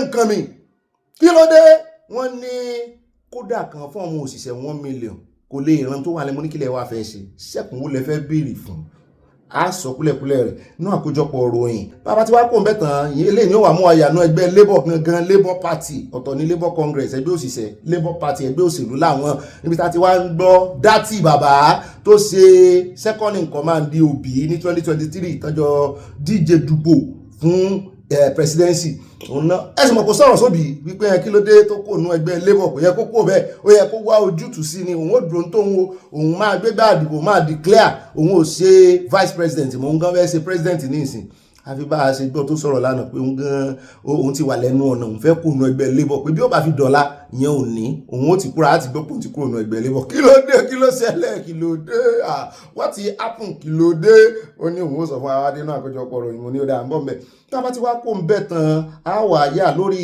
ọ̀rọ̀ arábìnrin tí ó ṣe review lórí búrẹ́dì tí wọ́n fọlọ́pàá gbé wọ́n wá fún ní ìwé ìpẹ̀jọ́ 50 million naira damages náà ní kó wá san àwọn FCCPC àwọn àjọ àwọn olùgbèjà àwọn consumer àwọn náà ti dá sí báyìí wọ́n náà sì wà lára àwọn tó rè release ẹ̀ wọ́n ní kò sí òfin nínú òfin Nàìjíríà tó sọ wípé kí consumer ìyẹn oníbàárà kó wọ́n lè sọ̀rọ̀ lórí tí ọlọ́jà ń tà fún kí ló dé à ń bọ̀ ń bẹ́ àfihìnlẹ́kùnrẹ́rẹ́ ròyìn bá ti wá kó ń bẹ́ tán a wà yà ní ọ̀dọ̀ àwọn ẹgbẹ́ ADC rọ inú Abala Sanawole láti mú wa torí wọ́n ń bínú wọn ní kí ìjọba tètè ìyẹn judiciary kan tètè náà ló bá ti wá kó ń bẹ́ tán a yà ní ECOWAS níta tí wọ́n tún sọ wípé project tí Buhari olóògbé Buhari tó bẹ̀rẹ̀ tí wọ́n fẹ́ kọ́ headquarter tuntun fún orílẹ̀-èdè Nàìjíríà fún ECOWAS torí orílẹ̀-èdè Nàìjíríà ní headquarter àwọn wà pé wọ́n ti parí ẹ̀ o Chinese ló sì ṣe wọ́n sì ti hand over key fún ìjọba Nàìjíríà náà ọmọ Nàìjíríà náà bá gbómi parí mo ní kí ló dé ó yẹ kínú yín dùn ní kára yín yá gágá kẹ́ẹ̀bọ́n yọ̀ wọ́n ní kí nínú àwọn ó dùn sí kí odidi ECOWAS mọ̀ túnmọ̀ ECOWAS ní Economic Community of West African States Ghana wà ń bẹ Nàìjíríà wà ń bẹ wọ́n pọ̀ báwọn kí ló dé tí wọ́n lè foríkorí fíkun lukùn fi gbogbo ohun tó bá yẹ kán fi lura wọn kán kọ́lé ṣẹlẹ̀ ló wá ṣòro láti kọ́ wọ́n tún ṣẹ̀ wá lọ ń pe China pé kó sí tán sọnù ẹ̀ tó jásìrí mọ́ pé àṣírí wọn mọ̀ tún ní gbogbo tó bá ń sọ ohun àṣírí tán bá rí deliberate lé lórí China ó ti gbọ́ wọ́n wá ní pé kò rí bẹ́ẹ̀ o pé ó sì nídìí tí wọ́n fi gbé fún China. Mo ní kí nìdí àyà ló ń sọ fún Abábádínú àkójọpọ̀ ọ̀rọ̀ ẹ̀. Bẹ́ẹ̀ náà ni bàbá ti wá kó ń bẹ́tàn á yà lọ́dọ̀ olórí àjọ EFCC níbi tá ti ń sọ fún wa wípé ọmọ yahoo tó ń lọ sí yunifásitì, àwọn ọmọ yunifásitì pé 6 nínú 10 àwọn ọmọ yunifásitì àwọn ọmọ Nàìjíríà pé yahoo ni wọ́n mọ́ àwọn yunifásitì ló ṣe yahoo ju wọn ní tẹ́lẹ̀ nǹkan kan náà máa fi rà kan wọ́n máa fi kankan rà kan ni àwọn ọmọ tó jẹ́ pé ọmọ ẹlẹ́gbẹ́ òkùnkùn ni wọ́n ẹrù pé sàdédé ni ẹgbẹ́ òkùnkùn kan dédé wálẹ̀ sí i tí ìbá ṣe irú uniben nǹkan kan táwọn sì ń ṣẹgbẹ́ òkùnkùn ṣẹ́rù páwọn tilẹ̀ Yorùbá báyìí lọ́wọ́ nú ẹgbẹ́ òkùnkùn mọ̀ ní nǹkan kan náà fi gba nǹkan kan lọ́wọ́ wọn máa fi kan gbà kan lọ́wọ́ mi ire owó ọmọ àlàáfíà ni mò ń fẹ́ aṣọ gbọ́rọ̀ tán sọ àtúnwá amúbọ̀ ìkan wá níbi tó ti ń ranjú sí máìkì tó ti sọ wípé ẹ mọ́ da wọn lẹ́kùn mọ́ o pé ẹ mọ́ gbéná kojú wọn mo lóò sì gbójú ara rẹ̀ síta ó ní kán mọ́ àtáàkì àwọn NDLEA mo ní ó ní ogún àwọn ni kì í sowó ìjọba Nàìjíríà làwọn ń jí owó òyìnbó ni wọ́n ti kó àwọn lẹ́rú pé so àwọn gbọ́dọ̀ fìyà jẹ òyìnbó à ń sọ gbogbo ẹlẹ́kùnrin Babádínú àkójọpọ̀ òròyìn bóyá EFCC ó rí èmú bóyá ti kó ara rẹ̀ báwọn àmọ́ lónìí náà ni kò ní dọ́là ibi tá a ti wá ń sọ ẹ̀ náà tí wọ́n á ní ká wá wo èrò wọn ní Uganda lé àwọn foreigner àwọn illegal immigrant kúrò nílùú wọn pé Nàìjíríà náà kún wọn mo ní sàn sápá wọn bíi ti àwọn South Africa mélòó ni ọmọ Nàìjíríà tó wà ń bẹ wọ́n ní 62 ìdí wọ́n ní 62 à ń bọ̀ ń bẹ á fún ilẹ̀kùnrẹ́rẹ́ àwọ̀ ká lò nínú abala Sanawole torí àfẹ́ pẹ́ rárá ó dá nínú gbogbo àkórí ìròyìn wa mo lérò wípé a ti kógojá ó dá ẹjá tẹ̀wájú kógojá àókù kan o ẹ̀wọ́n ti já lọ o ẹjá wá yà ní ọ̀rọ̀ tó ṣẹlẹ̀ lánàá ọmọ tán pa táwọn ọlọ́pàá pa ní Delta ẹ mọ̀ pé jurisdiction ọ̀rẹ́ mi ni mò ń gbé bọ̀ lónìí Ẹ̀dàfí Bright ASP Ẹ̀dàfí Bright ó sọ̀rọ̀ ṣùgbọ́n àwọn oníròyìn channels náà wọ́n kàn lábẹ́ fún un wípé irú arúmọjẹ wo lẹ fẹ́ ṣe fún ẹ ìkànnù yín pààyàn láìtọ́ ẹ wá sọ fún ẹjẹ́ alábọ̀ ẹlẹ́ ti mú ṣùgbọ́n ẹ wá bo ojú rẹ̀ gbogbo ayé ló ti rójú ẹ̀ kí lẹ́ ń bò fún ó fẹ́ di àríyànjiyàn o à ń bọ̀ ń bẹ́ẹ̀ wọ́n náà ti gbé làbújá bóyá lóòótọ́ ni bóyá rọ́ ni òní náà láàmọ̀ kò ní dọ́là àdérí jù báyìí lọ́nà àwọn àkòrí ìròyìn wà bá fi bá wà ẹ mọ̀ bá nu bọ́dí ìròyìn ẹja àyàfọ́tò wa ẹ ṣe cheese ẹ ṣe Mushin ẹ ṣe olóòṣà ẹ ṣe no space ẹ fagídí sọ ní for Sharia Yorùbá land kò sí mọ́ sí dọ́gbọ́n ẹ̀tọ́ ẹ̀kan ní káwọn ọmọ lọ skul mọ̀ kán mọ́ rí ilé ike kò kàn wá aláàtí ẹnu agbọ́ wọn lọ́wọ́ ẹni tó sọ bẹ́ẹ̀ gan wọn láwọn ọmọ rẹ̀ wọn ní iléèwé tán lọ gan-an owó tó ń pa lórí àwọn ilé ike ló fi ń san owó iléèwé tàn ọmọ rẹ̀ abẹ́ẹ̀rí ẹni tó gbọ́n ni ó kọ ẹni tó gọ̀ ní Nàìjíríà ẹni tó gbọ́n ni ó kọ ẹni tó gọ̀ àwọn èèyàn sì ti ń gbọ́n mọ́ wọn lọ́wọ́ economy gan ti ẹ̀wà fààyè kìíní economy bá dalẹ̀ yóò rí owó kan tí ó rí wọn kó fún ó rẹ̀ ẹja ṣe no space and no chance for blaspheming law in Yorùbá land ẹ̀wẹ̀yẹ̀ àfi pákà àyọ̀yẹ̀ kò níyẹ̀lẹ̀ alákọ̀ọ́kọ́ náà Abala Sanawole ẹja àlọ́dọ̀ Trump tí tá a ti gbọ́ tí Trump ti sọ wípé òun fẹ́ fi picture òun àwòrán òun sí orí passport ti USA làwọn èèyàn bá pariwo pé kí ló dé bóun ti ẹ ṣe jẹ́ ṣé wọ́n nìkan ni president tó jẹ́ ní USA ni only current US passport depicts multiple scenes from the country's history such as moon landing along with historical sites such as the Statue of Liberty kí ló wá dé tó jẹ́ wípé picture tí ẹ ló fẹ́ fi síbẹ̀ bóyá ń gbà fún bóyá ní gbà fún àmọ́ ibẹ̀ náà látún ti wá ń yọ ọgbẹ́ tó sọ pé Trump fẹ́ fi tipátìkúùkù fúrọ̀ dán imú gbogbo ọmọ Nàìjíríà àtàwọn míì tán bá ń bọ̀ láti third world country wípé tán bá ń apply fún visa USA mo rò pé ó ti ṣetán tó fẹ́ gbé igi tó gbélé visa Nàìjíríà mo rò pé ó ti ṣetán tó fẹ́ gbé kú ẹ̀wọ́ wa ń sọ wípé bóun ó bá gbé kú o pé àwọn tó bá fẹ́ apply láti inú Nàìjíríà wọ́n gbọ́dọ̀ pé pààtì kan wà nínú fọ́ọ̀mù wọn ní ìsìn tán máa sọ bóyá tán bá dé US àwọn máa apply fún asylum bóyá òun bọ̀ láti wá sọlúdé àbí òun bọ̀ as a student pé ó rí bí kan báyìí wọ́n fẹ́ fi pààtì yẹn sí nínú fọ́ọ̀mù ó fi ilẹ̀ pé ṣé o ní intention láti apply mo ní Trump ta ni ó wàá sọ ta ló fẹ́ sọ bẹ́ẹ̀ bẹ́ẹ̀ ìrọ̀bá sì ti sọ tó bá sọ pé no I don't have kini ọjọ́ tó bá ti lọ apply fún asylum báyìí wọ́n á gbé gidi náà rẹ̀ mo sì mọ̀ pé àwọn other countries náà máa tẹ̀lé ìgbésẹ̀ pé o kọ́ fún wa o bóyá tó bá dé US o ó wà ṣẹ̀wà mọ́ sọ fún wa wípé ogun lè ní nígbà tó ń bọ̀ olówó fẹ́ wá sọlídé nígbà tó ń bọ̀ ìwé olówó fẹ́ wá kà ó kí ló wá mú ọ change mind rẹ kọ́kọ́ kọ sínú ìwé náà bó bá wá padà wá apply fún asylum á wà mú fọ́ọ̀mù rẹ jáde ìwọ ló fill fọ́ọ̀mù yìí kí ló mọ tó change mind rẹ. Trump ìsá ó dá àwọn ẹ̀kọ́ àlejò US ẹ̀kọ́ àlejò king o is a king ó dá ẹjẹ́ àtẹ̀wájú àròjọ mùsùlùkùn ẹjẹ́ wáyà nínú ìròyìn tó ń wò mí tèmi náà ń wò yìí ẹjẹ́ dé ọ̀dọ̀ àwọn House of Rep tí a ti bọ́ wọ́n ní finally wọ́n ní wọ́n ti buwọ́ lu ìgbésẹ̀ ẹ̀yàwó $516.3 million táàrí olódó dẹ́ fẹ́ ná sórí Sókótó Badagry kí lẹ sọ kí mọ́ wulẹ̀ sọmọ́ ẹ ti mọ̀ bó lẹ ṣe mọ̀ ẹ̀ ń fẹ́ mi rìn ni àpé ìgbà kan ti sọ àyìn náà lẹ ti mọ̀ kan máa buwọ́ lu pé kí n já mi ń bẹ̀ kí mọ́ waste time yín wọ́n ti buwọ́ lu o. ọmọ Nàìjíríà gan-an wọ́n ń fi ẹ̀mí bá olódóore àtàwọn ọmọlẹ́gbìmọ̀ aṣòfin rìn ẹ jẹ́ àyà lọ́dọ̀ ọmọ Fẹlá Kútì tí Fẹ́mi bí Ayọ̀ ló kọ rẹ̀ níbi tó ti sọ̀rọ̀ sókè Ayọ̀ Kútì kí ló dé tó gbà kan jábàlẹ̀ rẹ̀ ọmọ kékeré ní ọmọ ọdún 16 years èmi ò tí ẹ̀wọ̀n kan mọ́ jábàlẹ̀ ọkùnrin náà mi rò kóbìnrin ni báà mi rí ọlọ́rìsì lọ́mọ ìbáganu sí máìkì ó lóun fi jọ bàbá àwọn ni òun fi jànà bí kan nínú ẹbí àwọn ni bó ló ṣe jẹ́ bàbá rẹ̀ gan bàbá rẹ̀ ó dà pé 19 years náà lòun ṣe mobìnrin bàbá rẹ̀ sì rè tó jẹ́ Fẹ́mi Kútì 17 years ní tó ń gbọ́n náà nù tó ń ṣe wá òpin òun fẹ́ beat record òun fẹ́ beat record gbogbo wọn kó ń tètè ṣe 16 years kò wọ́n ń ṣe ṣùgbọ́n torí pé òun fẹ́ beat record mú wá wò pé ẹ jẹ́ a máa sọ ẹnu wa tá a bá ń sọ fáwọn ọmọ wa o náà mọ̀ tí ó ti ìṣèkínní ọgbọ́n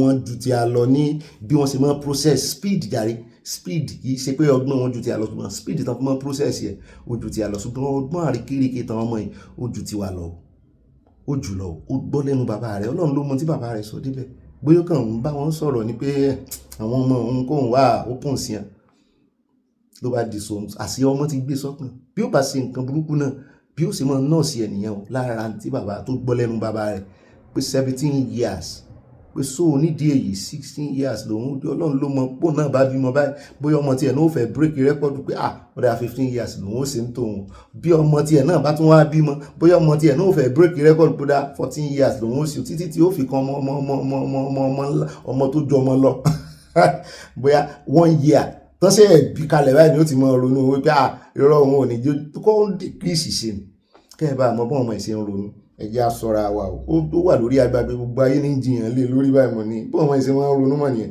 ẹjẹ́ akúnbẹ́ ẹjẹ́ wá sáré dé ọ̀dọ̀ arákùnrin kan gan amúnéṣù àárínsìn ẹ̀wọ̀n àti VDM ní ìkùnsínú lẹ́nu ọjọ́ mẹ́ta yìí wọ́n ní kò nà tán lórí ọ̀rọ̀ bí ṣe máa gbèrò yín àwọn ajínigbé torí yín máa hẹ̀pọ̀ àwọn èèyàn ṣùgbọ́n àwọn àṣírí kan tún ṣùgbọ́n ibi ẹnìkan là ń lọ òun ló wá jẹ́ ká mọ̀ tóró náà ló tú àṣírí nípa ọ́fíìsà tó pààyàn lánàá ní Delta ṣùgbọ́n báyìí ó tún ti wá gbé èèyàn kan wá wọ́n play fún ọ̀ràn arákùnrin ẹ̀sùn mẹ́jẹ sáré sí atótónu síwájú ṣé ẹ rí ọkọ̀ Benz tẹ̀ ń wo Benz ni o Benz lẹ̀ ń wò yìí o wọ́n jí arákùnrin yẹn gbé àwọn òbí ẹ̀ àwọn ẹbí rẹ̀ wọ́n wá owó wọn sáré kiri láàrin ọjọ́ péréte wọ́n gbà padà ṣùgbọ́n mọ́tò tó fi ń rìnrìn àjò lọ àwọn ọlọ́pàá ti lọ gbé ǹjẹ́ nígbà tó sì ti padà dé olóńgìní rẹ̀ tàjòdè kékùté eléṣè paramọ́ ó sì ń wá bí ó sì tọ́jú ara rẹ̀ kò pẹ́ ni bàbá rẹ̀ kú bẹ́ẹ̀ náà ni ń lọ hospital ó ń lọ síbi bẹ́ríà bàbá bọ́n sì sáyàn títí tó fi parí ẹ̀ ó wá rántí pé àmọ́tò òun kọ̀ kóun tiẹ̀ rí kóun rí police station kóun rí ìbéèrè ìbọn tí bóun gbé gbà tí ó fi débẹ̀ orí mọ́tò rẹ̀ ó kó dọ́kúmẹ́ǹtì dání ó ya fọ́tò tẹ̀ rí ṣùgbọ́n wá ní ó padà wá iní kan àwọn transfer kéèsì ẹ̀ àwọn ó ṣe nígbà tí ó fi padà lọ kò bá mọ́tò ń bẹ̀ wọ́n kí ló ṣẹlẹ̀ wọ́n fẹ̀sùn káwọn ọlọ́pàá kan ti ta mọ́tò náà bá ń dá ìní ọ̀la láti ọdún 2 sẹ́yìn náà sì wá ké gbàjarì báyìí ó wípé kó mọ̀ káà jínigbé gan ti jí òun àti mọ́tò òun gbé sódà tó bá máa rìlíìsì òun àti mọ́tò òun náà máa rìlíìsì ọlọ́pàá tó ń tún finú tán bó lẹ sì rí báyìí náà sẹ́ẹ̀kan ń wọṣọ dúdú ni tẹ́ ń fi aṣọ èèyàn bora ó dẹ̀ bá ń tẹ̀sí ẹja gbọ́rọ̀ lẹ́nu ẹ̀ ń tààràtààrà. My name is Chikwendo Basil Gitaris Ebuka, a native of Okititi in Idemili South Local Government, Anambra State. Okay, I am once a kidnapped victim but now I've become a police victim. On the 28th day of February 2024, I was kidnapped at about 7:40 a.m. in the morning at Ibuku. I was kidnapped, and after ransom was paid, after 3 days, when ransom was paid, I was released, and they took my vehicle, and I sustained serious injuries, most especially my ear, where they brutally hit me countless times with their guns. Okay, after I was released, after ransom was paid and I was released, I went straight, my people took me straight to Ibuku police station, where I made an entry and a payment of 50,000. And I made an entry and I reported also about my vehicle that was stolen along the line at the kidnapping scene. So I also went to the police station, whose jurisdiction, my town, OKTT, for scene. Okay, when I was still on my sick bed, I got a call from Oka police headquarters of police that my vehicle has been released. From that my sick bed or treatment bed, I proceeded straight to police headquarters, Oka, where I was directed to the office of TPRO, who directed me to the state CID to meet with one officer called Tochuku, who collected my details and collected also 100,000 from me, and collected all my details about the vehicle and every other necessary information he needed. And also I made an entry there. So he now told me that after he has consulted the road safety officer and other agencies to confirm the ownership of my vehicle, that he would then call me. Then I went back home, hoping to hear from him. On that process, I lost my phone. So I don't have his number anymore on my phone. So I stayed back till after my father's burial on the 10th day of January 2025. When I went back to police station, that's the CID Oka, he told me that they don't know the vehicle I am talking about, because they never allowed me to take a picture of that vehicle. That day I saw it at police headquarters, but I hid my camera and took the pictures and videos of the vehicle parked inside police headquarters. Then when I showed them the pictures of my vehicle parked inside police headquarters, the next response I got from them is that police is not a place that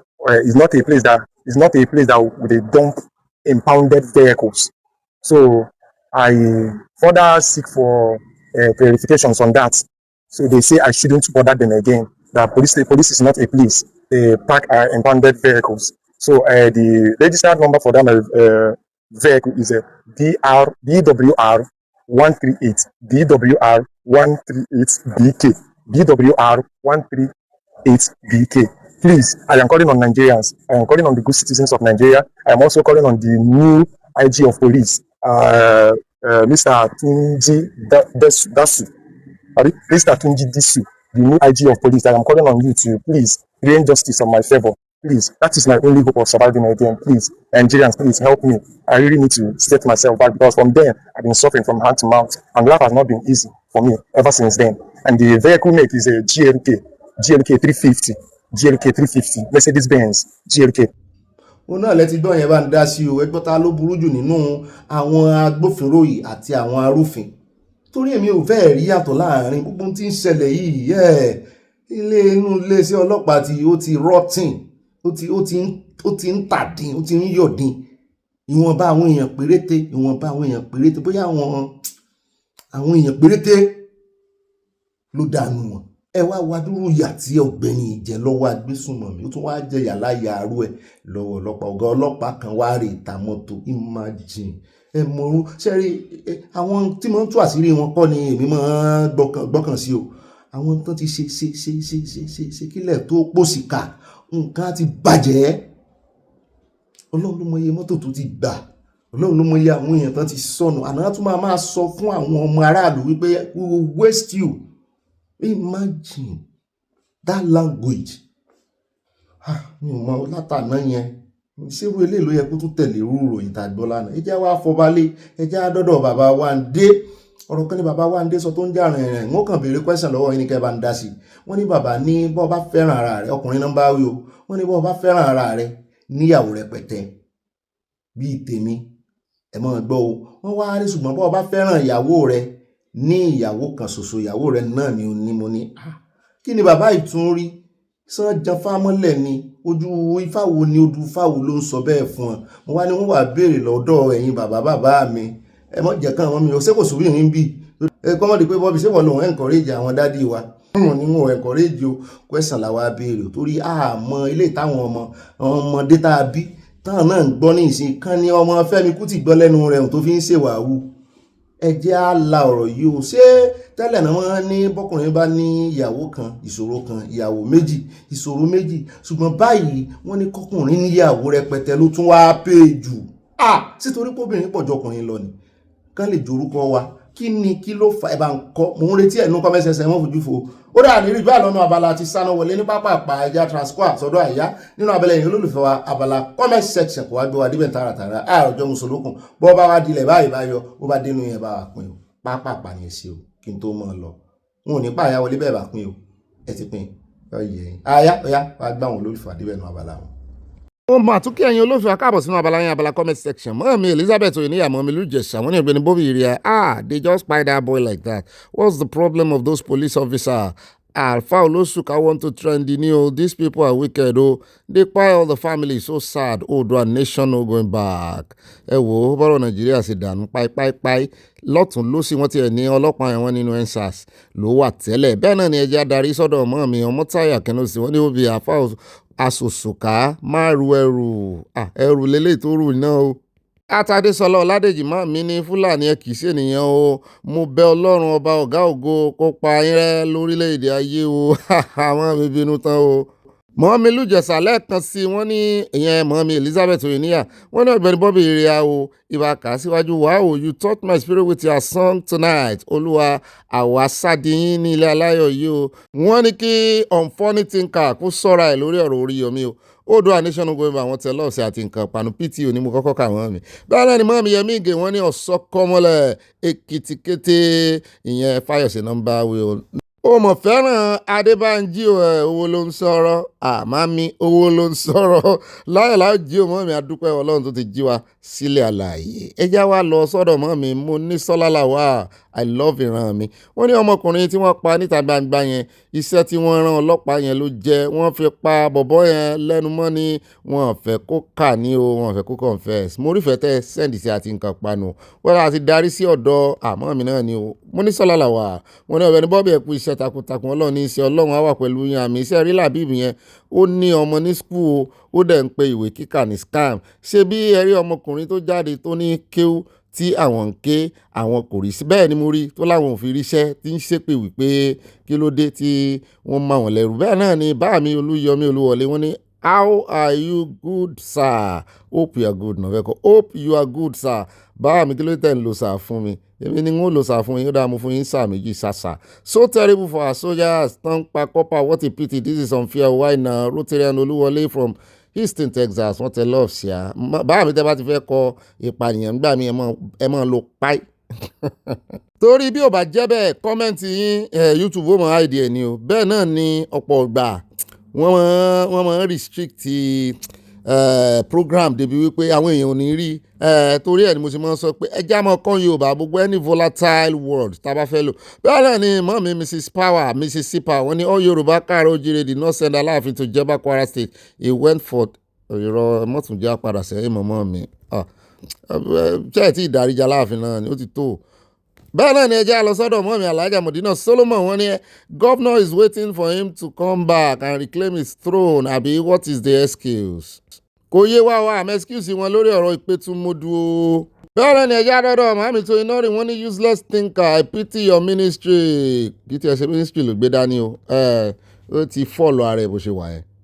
ẹ̀bùn tọ́lọ́run fún gan kò lò mọ́ ẹ̀bùn ayé náà tán gbélé lọ́wọ́ ní lò báyìí bẹ́ẹ̀ náà ni màámi mòró ń mú bọ̀ ó yá ẹja ọ̀sán wọn ní àtọ̀gbẹ́ni Bobby mi tó tọ́ my darlington funny thinker ní wèrè ẹ̀ ló ń jẹ́ kò fọ́nì mọ́ ó ti fi fọ́nì ministry fọ́nì tán fún tọ́lọ́ ń gbélé lọ́wọ́ ó ti filẹ̀ wọ́n ní olocious fellow ní o ó ti pẹ́ tó ti ń bá Alhaji Oríyọmí fà ó sì ti bẹ̀bẹ̀ nígbà náà o nígbà tí ebi fẹ́ yọ ojú ẹ̀ jẹ́ mo rò pé ó ti ń rí àwọn kan fún lówó ó tún ti fẹ́ tẹ́nìyẹn o kò sí ààyè fún aláìlẹ́kọ̀ọ́ ọmọ nílẹ̀ Oòduà o mo rí nǹkan panu tẹ́ fi ránṣẹ́ o.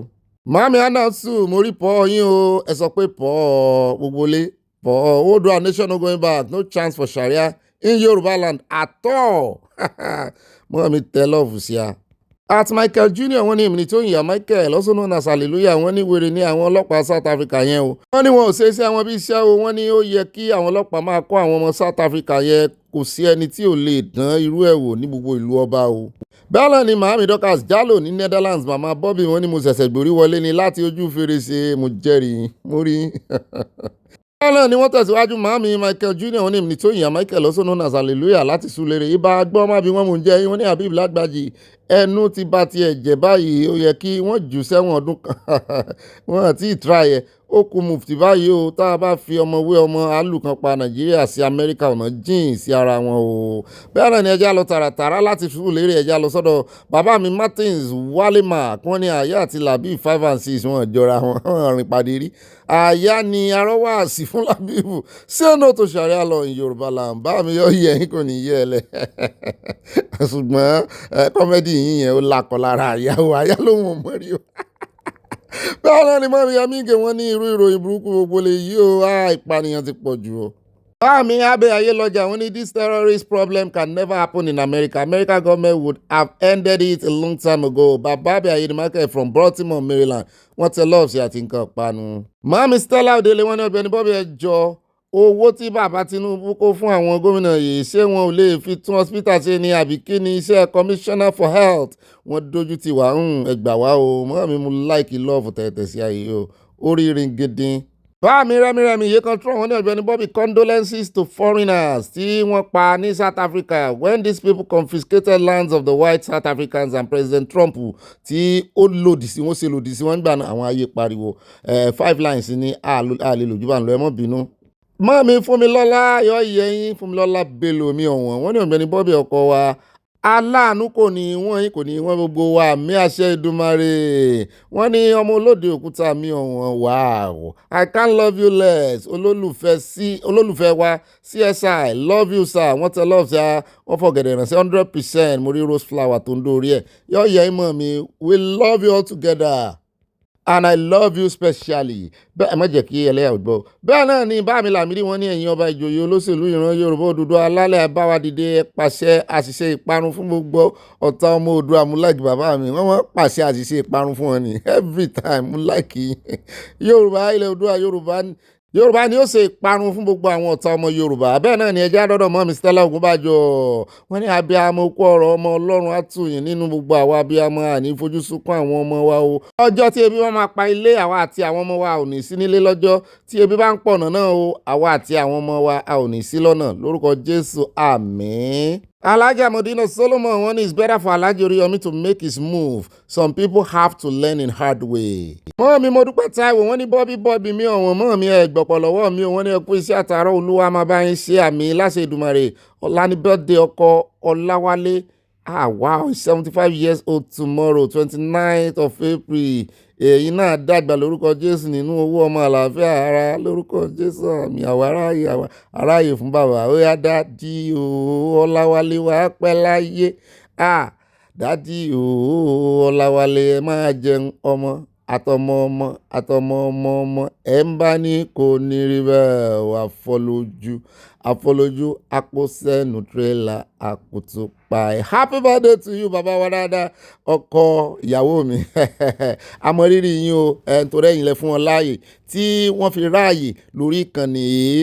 Happy birthday to you. We celebrate grace of God upon your life. Tí ìdàgbà fi owó parí fèrè gíjóbi bẹ́ẹ̀ náà ni nǹkan ò ní sẹ̀mí láṣẹ Ọlọ́run inú àlàáfíà ẹ̀mí gígùn sí ni. Happy birthday once again ọmọ ọlọ́jọ́ ìbí máa wọlé máa rọra ọlọ́jọ́ ìbí máa wọlé máa rọra ó yá Ọláwálé máa wọlé máa rọra. Nígbà tí YouTube gbé analytical audience wá fún mi lánàá 65+ and above ló pọ̀ jù lórí ìkànnì ẹ wá rí pé Ọlọ́run ti kẹ́ mi. Mọ́mí Mrs. C Power all Nigerian policies are politicians and Nigerian army are the problems of Nigeria. They always attacking our innocent citizens. Motúnráyọ̀ Àríkẹ́ mọ́mí dáadáa bó ní gbogbo Egypt wọ́n ní Abala Sanawole àyà ọmọ Ayọ̀ Bobby God bless you sir amen God bless you ma too. Máa jó ran ìran ẹni mọ́ mi fi ṣe wọ́n bú sẹ́rin ayọ̀ mo rí water melon watermelon mo gbé fúnra wọn.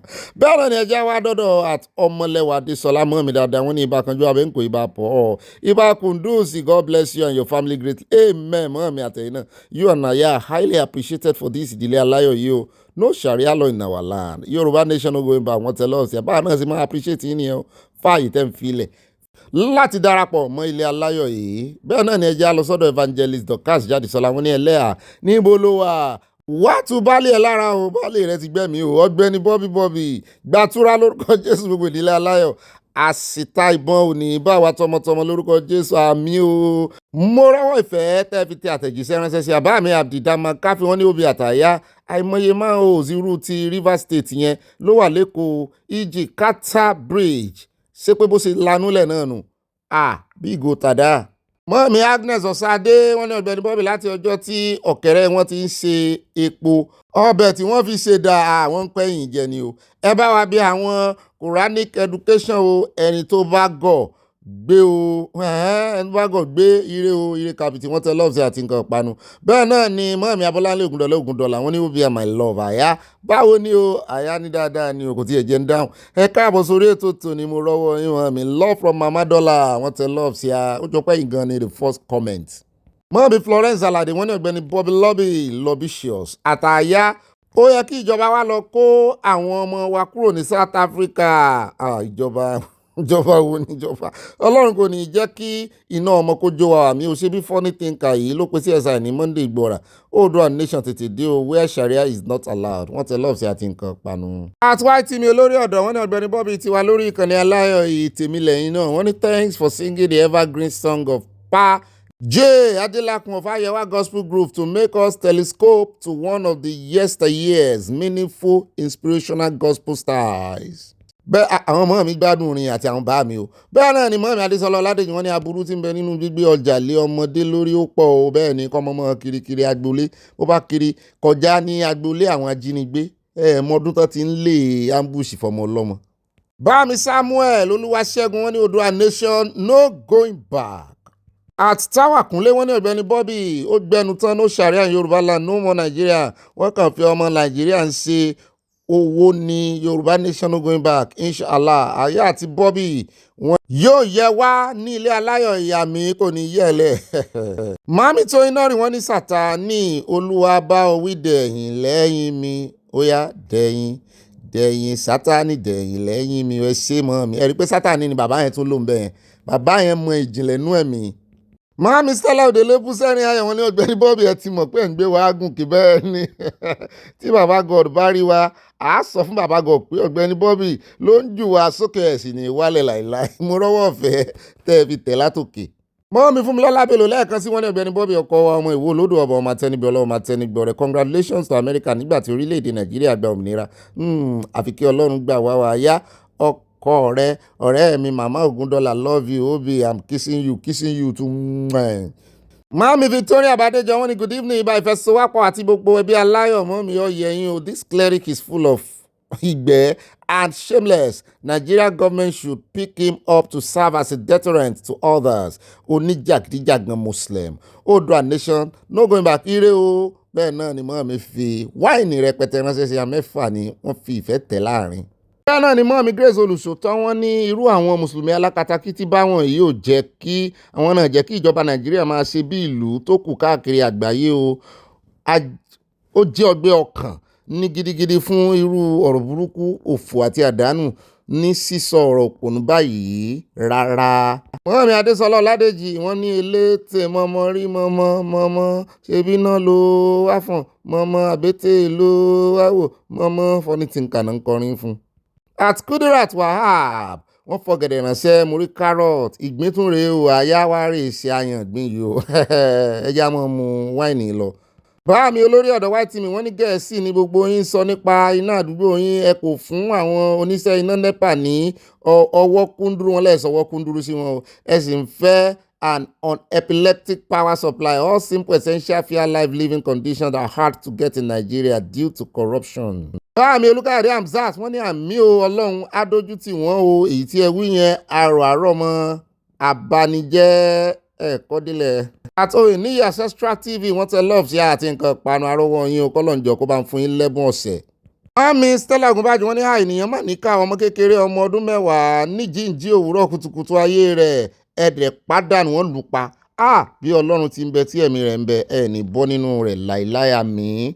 Báàmí Adétáyọ̀ Adégẹ̀yìmú ti dọ́dọ̀ yín wọ́n ní Obi ẹ̀sìn ó ti dorí àwọn ènìyàn rú wọn kò yàtọ̀ sí boko Olódùmarè gbà wá ìbùkún ní fún orílẹ̀-èdè Oòduà from Newark New Jersey USA wọ́n tẹ love sí àti nǹkan panu. Mọ́mí Hanasu wọ́n kọrin Sunday Ìgbòho ṣá èèyàn kan bí ẹgbẹ̀rún ẹni Oòduà nation no going back wọ́n ní up Ìgbòho down àwọn ọlọ́tẹ̀ wọ́n tẹ love sí àti nǹkan panu. Mọ́mí Mississippi wọ́n ní Ọ̀gbẹ́ni Bobby that's my best Christian song I like most our almighty father will let every one of us conquer Satan in our life kí agbára Sátánì àti àwọn ọmọ ogun rẹ̀ kó dasán lórúkọ Jésù àmín. Mọ́mí Josephine Grandma Aláwìyé wọ́n ní àfipáka Oòduà nation no going back soonest Ọlọ́run jọ̀wọ́ mú ìlérí ṣẹ o wọ́n tẹ love sí àti nǹkan panu Obi àtàyà mi ọ̀wọ̀n mọ́mí gbọ̀pọ̀ lọ́wọ́ wa God mercies as always amen blessed from London.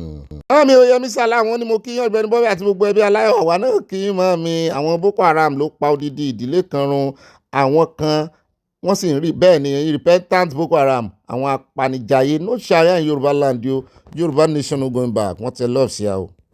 At Ọlátúnbọ̀sún Adésínà Àlàbí bá mi ní Mákindé òwúlò fún Yorùbá ó tó kí ọ̀rọ̀ rẹ̀ dá ogun wẹ́ẹ̀tì ẹ̀ sílẹ̀ ó kàn halẹ̀ lásán ni wọ́n ní kò tó bẹ́ẹ̀.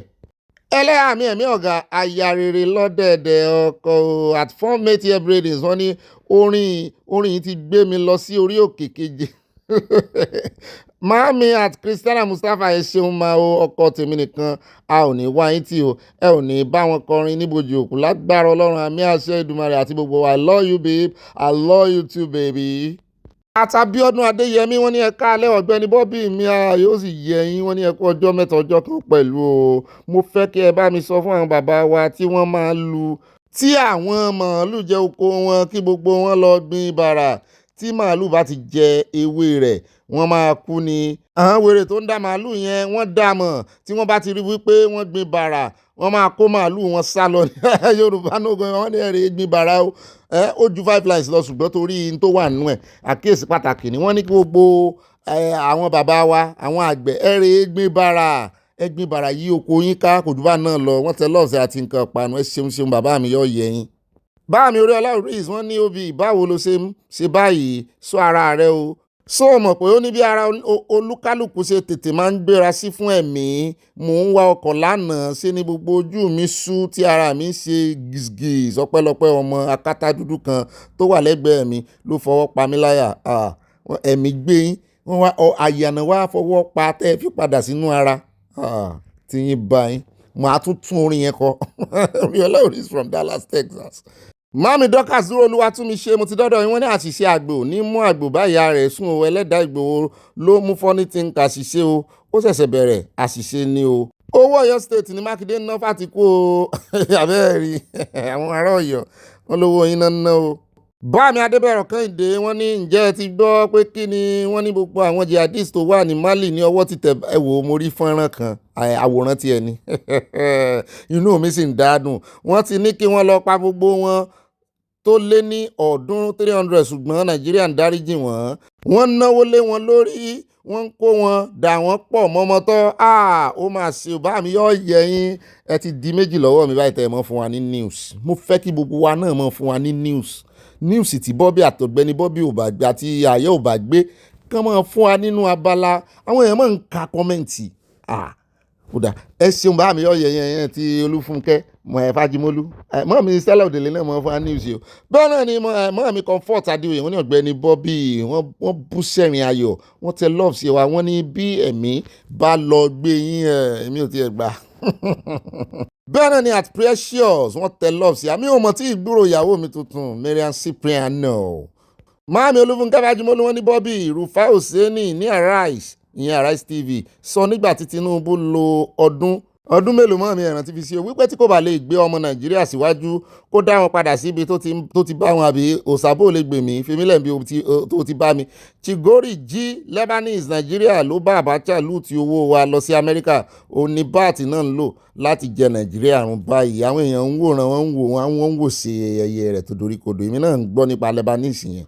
Báàmì Rábí ọlọ́pàá dé wọ́n ní bro Bobby, I know a lot of these types of alpha that they have children in universities, in the polytechnics, in all tertiary institutions. They are ready to spend any amount on their children to pass WAEC, to pass JAMB. Wọ́n dẹ̀ ní káwọn èèyàn mọ́ lọ kàwé mọ́. Captain Mike Adesanya wọ́n ní ibà ẹ̀mí ń lò mí bẹ́ẹ̀ ni wọ́n ní ibà sàn láàrin ibà ṣàlàyé lẹ́kùnrẹ́rẹ́ ibà Kunduz ibà kọ̀ròyìn ògo ibà Yorùbá Nation wọ́n tẹ lọ́ọ̀fì àti nǹkan pàánù bá mi mo very attention. Mọ́mi Olúmúkẹ́ Bájímọ́lú news wọ́n ní báàtì ń yá owó IMF sọ fún wípé àwọn ò rí báàtì rẹ̀ lára Nàìjíríà ṣùgbọ́n ó ń fi owó yìí rú àwọn ọmọ rẹ̀ sókè nígbà tí ebi ń pa Nigerians. Jí Kagori ló ta bá bíìchì fún ẹ̀yin ará Èkó wọ́n ti tèkó tán mọ́ yín lójú. Àti unique baby girl wọ́n ní Oríyọmí Ọ̀yọ́ ń pè ọ́ ìwọ àti ẹbí rẹ please no Sharia law in Yorùbá land. Báàmì Rábí ọlọ́pàá wọ́n ní Nigeria are making the same mistake. Stop confronting the president Tinubu for the government failure. You need to start from the governor of your state then to the minister in charge. All the governors of each state wọ́n gbowó. Mórí fẹ́tẹ́ tẹ̀sí 100% at unique baby girl. Ọlọ́mọba nífẹ̀ẹ́ yín o. Màámi Mosúnmọ́lá Olúwo tèmi nìkan wọ́n ní Ọ̀gbẹ́ni Bobby tèmi nìkan. Ẹ máa ka lẹ́lẹ́ o wọ́n ní àti gbogbo ilé aláyọ̀ ológun Nàìjíríà ẹ sì pa ọmọ ọlọ́mọ láìpẹ́ ọjọ́. Bobby àti babiamọ pẹ̀lú abiyamọ lórí ìkànnì yìí a kò ní fojú sunkún ọmọ wa mi o Nàìjíríà ìlú mujẹmujẹ wọ́n tẹ lọ́ọ̀sì ẹ sábà mú ìkànnú àwọn pineapple yẹn kémi wọn fi sọ̀rọ̀ àjìjà. Ẹ já lọ tààràtàrà sọ́dọ̀ ìbá màámi mo jẹ́rìí wọ́n ti ń dúró de àlátàrọ̀ wọ́n ní ni mo bá rí àyá ní New York àyá ní billboard do stop Christian genocide in Nigeria lòun wá cover àwárí ní 7th Avenue at 27th Street opposite Fashion Institute of Technology. It's big and so conspicuous. Mọ́mí àyà ò mọ bẹ́ẹ̀ o ẹ̀yin lẹ́ mú débẹ̀ o. Mo like àgbékalẹ̀ ọ̀rọ̀ mọ́mí. Bẹ́ẹ̀ náà ni mọ́mí Mosúnmọ́lá Olúwo wọ́n ní Bobby láti ọjọ́ tí àwọn orílẹ̀-èdè tó kù ní Áfíríkà ti ń gbé àwọn ọmọ wọn kúrò ní South Africa Nàìjíríà àfìgbà tí méjì kú nínú àwọn ọmọ Nàìjíríà. Wọ́n ní kí ni ẹ̀ṣẹ̀ tọkọ-tìyàwó yẹn ò ní bọ́ lọ́wọ́ ìjìyà kí ni ẹ̀ ń ṣe wọ́n ní tọkọ-tìyàwó yẹn ò ní bọ́ lọ́wọ́ ìjìyà mi ọ̀pọ̀mọ ọlọ́mọ. wọ́n ní olóòórùn rẹ́nu yìí ò dáa kó lọ rí dentist ẹlẹ́nu màrímà jẹ́ sí ọ́ owó ni ó tún gbà lọ́wọ́ dentist mo jẹ́rìí rẹ̀ yóò pọ̀nrọ́ fún dentist ni bẹ́ẹ̀ náà mo rí ọwọ́ ọ̀fẹ́ tẹ́tẹ̀ sí àmọ́ mi. mọ́ mi Oyèmí Sàlá wọ́n ní ó yẹ kí wọ́n fi ọmọ oníranù ìjófin onísọkúsọ máàlè tó fi ọwọ́ òsì júwe ilé bàbá rẹ̀. Àtàbíọ́dún Adéyẹmí bá mi ní kí ló dé tí irọ́ pọ̀ ní orílẹ̀-èdè Nàìjíríà ó ṣe ní láàánú wípé Nàìjíríà ti da ìdàkúdà o. Ìlú tàbí orílẹ̀-èdè tí kò bá ti sọ òtítọ́ kò lè ṣe dáadáa Bíbélì gan sọ ó ní òtítọ́ ní gbórílẹ̀-èdè lékè. Mọ́mí Kúdírát Ọláníyan wọ́n ní well done Ọ̀gbẹ́ni Bobby Ọlọ́run a máa wà pẹ̀lú yín o àmì o ẹ máa yá iṣẹ́ o Yorùbá Nation going by wọ́n tẹ love sí àti nǹkan panu o. àti Tèmítọ́pẹ́ Ògúnwùmí jù wọ́n ní eré ẹ̀mí ya Bobby wọ́n bú sẹ́rìn bàbá amúlùdùn ní Bobby Ọlọ́run ni o. àti Kẹ́hìndé wọ́n ní Bobby mi àwọn ará Ìpẹ́tù ti sọ wípé àwọn kò ní dúró fún Adeleke o àti wípé àwọn ò lè gbé Adeleke lórí o ẹ fi Adeleke sílẹ̀ o ìgbẹ̀yìn ni yóò yé olókun àdá rẹ̀ Yẹmisí Maxwell from Eastern Texas. At Ajara Salako mọ́ mi Ọ̀gbẹ́ni Bobby mo gbádùn ètò yín lálẹ́ yìí orin ẹ̀mí yẹn ó make sense ẹ ṣeun. At Ọmọlára wọn ní ó Bobby yìí bá gbé wa débẹ̀ Ọlọ́run ní gbé wa débẹ̀ kó ètò Ọlọ́run ní tó bí wọ́n ṣe ń fi ojú ọmọ Nàìjíríà gbolẹ̀ lẹ́yìn odi ni wọ́n ń wọlé pa aláìṣẹ̀ ní Nàìjíríà irú ìjọba wo ni èyí Ọlọ́run yóò ṣe ìdájọ́ tó lágbára fún àwọn adarí orílẹ̀-èdè yìí wọ́n tán bọ̀ wọ́n tẹ lọ́ọ̀sẹ̀ láti Canada. Mọ́mí Tóyìn Adéoyè wọ́n ní ó bí ti ibà Valentino ọkọ̀ ẹlẹ́ àtẹ̀mù ibà oníròyìn ayọ̀ fún gbogbo ọmọ Yorùbá káfàtà Kùndùsì fún àti àyá ẹkú iṣẹ́ ọpọlọ mo gbé fọlọ́mù Nàìjíríà we LD náà fẹ́ kọ́ wọ́n tẹ lọ́ọ̀sẹ̀ àti nǹkan panu. bẹ́ẹ̀ náà ni wọ́n rawọ́ ẹ̀bẹ̀ sí Olódòdẹ wọ́n ní bàbá president Olódòdẹ PBAT please sir enough of all this spy of innocent citizens mistakenly without reason put a stop to non-entity incompetent police and army tí wọ́n ń pa àwọn èèyàn anyhow into people's home. bẹ́ẹ̀ náà ni àti Olútósìn Òsínúbímọ́ mi ní àáfà Olóṣùká ọba olúwa kò ru ẹrù o ń ló mọ ibi tó ti rẹ́rù ọ̀rọ̀ ẹ káàbọ̀ padà mo ti ń retí yín o ẹ káàbọ̀ ṣé dáadáa lẹ dé mo ti ń retí yín o yẹ wá nǹkan jókòó lé ẹ̀ẹ́kẹ́ wá nǹkan tẹ́ mọ̀ fi sọ̀rọ̀ àjìjà midweek la wà báyìí bẹ́ẹ̀ náà ni bọ́ bá dilẹ̀ báyìí ẹ̀ bá yọ bó bá dínú yẹn bá pin fáwọn olólùfẹ́ yín mọ̀rin náà ṣe kókó kó mọ̀ ju 5 lines lọ pápá pàlásì o ẹ mọ̀ bá wa fi sọwọ́ sí gbogbo àwọn ẹni bí ẹni èèyàn bí èèyàn kan lè mọ̀ wípé ìkànnì kan wà níbí tá a gbé lórí òtítọ́ àtòdodo tí Ọlọ́run fi kó wa jọ àtọmọdé àtàgbà ìdílé aláyọ̀ náà ń pè é táwa ti ń yọ tá à ń retí ọjọ́ tá a gbà kọ́kọ́rọ́ wa pé ó yá o ọmọ ọ̀dọ̀ rírí ẹnìṣó ní ilẹ̀ ìmúṣẹ ìlérí yín ẹ̀kọ́ ònú ìgbèkùn nítorí àtẹ̀mú wa náà sọ wípé àwa ní ògo Áfíríkà ògo adúláwọ̀ àwa ní ìmọ́lẹ̀ ayé pé ká ṣe gírí ká lọlẹ̀ òmìnira wa yóò sì rí bẹ́ẹ̀ láti Ọlọ́run àmójúkúrò lára àfojúsùn wa o àmọ́ ń tá a fẹ́ o èèyàn kan ò sì lè pàjá lọ́bọ̀ fún wa wọ́n lè fi sátidé gba Sunday lọ́wọ́ wa torí Ọlọ́run wà pẹ̀lú wa ó dá alákọ̀ọ́kọ́ nu ìròyìn tòní tá àkọ́kọ́ fẹ̀ lójú ẹ ti ń bá wa pín ẹjẹ́ àyà lẹ́kọ̀ọ́ ẹjẹ́ àyà lọ́dọ̀ arákùnrin yìí Àjọṣe Samuel láti Badagry ó ní òun lòun represent àwọn ará Badagry ní tí àwọn èèyàn òun sì ń sọ fún òun ní pé kò mọ́ gbà lórí kangaroo endorsement tó ń ṣe fún Hamzat pé Hamzat ti wà ń jọba kí ló dé èèyàn kan ìjẹ́ kí ló fẹ́ ẹ jẹ́ kó náà kó represent àwọn tóun kí ló dé tẹ́ mọ̀ fọwọ́ alágbàwọn lójú bọ́n bá wá fìdí rẹmi nínú primaries àwọn gbàsùmọ̀ kẹ́ tún wá mọ̀ fáwọn chance bí ìgbà tẹ́ ń relegate àwọn ni òun ti pick up funds sí endorsement ìgbà náà òun ti sanwó wọ́n sì ní 50 million lówó tán fi pick up láyàtọ̀ sí owó interest bó tiẹ̀ show interest yó ó tún san 50 million tó fi píìkì fọ́ọ̀mù kí ló dé tẹ̀ ń ṣe báyìí náà mo ní ara implosion tán sọ wípé ẹgbẹ́ APC máa implode nìyẹn táwọn bá sọ̀rọ̀ àwọn torí mo yẹ àwọn èèyàn náà ń fapá jánu táwọn tiẹ̀ lè sọ̀rọ̀ síta ṣùgbọ́n ṣé olódò rẹ̀ náà wà sọ̀rọ̀ síta náà fẹ́ ta láyà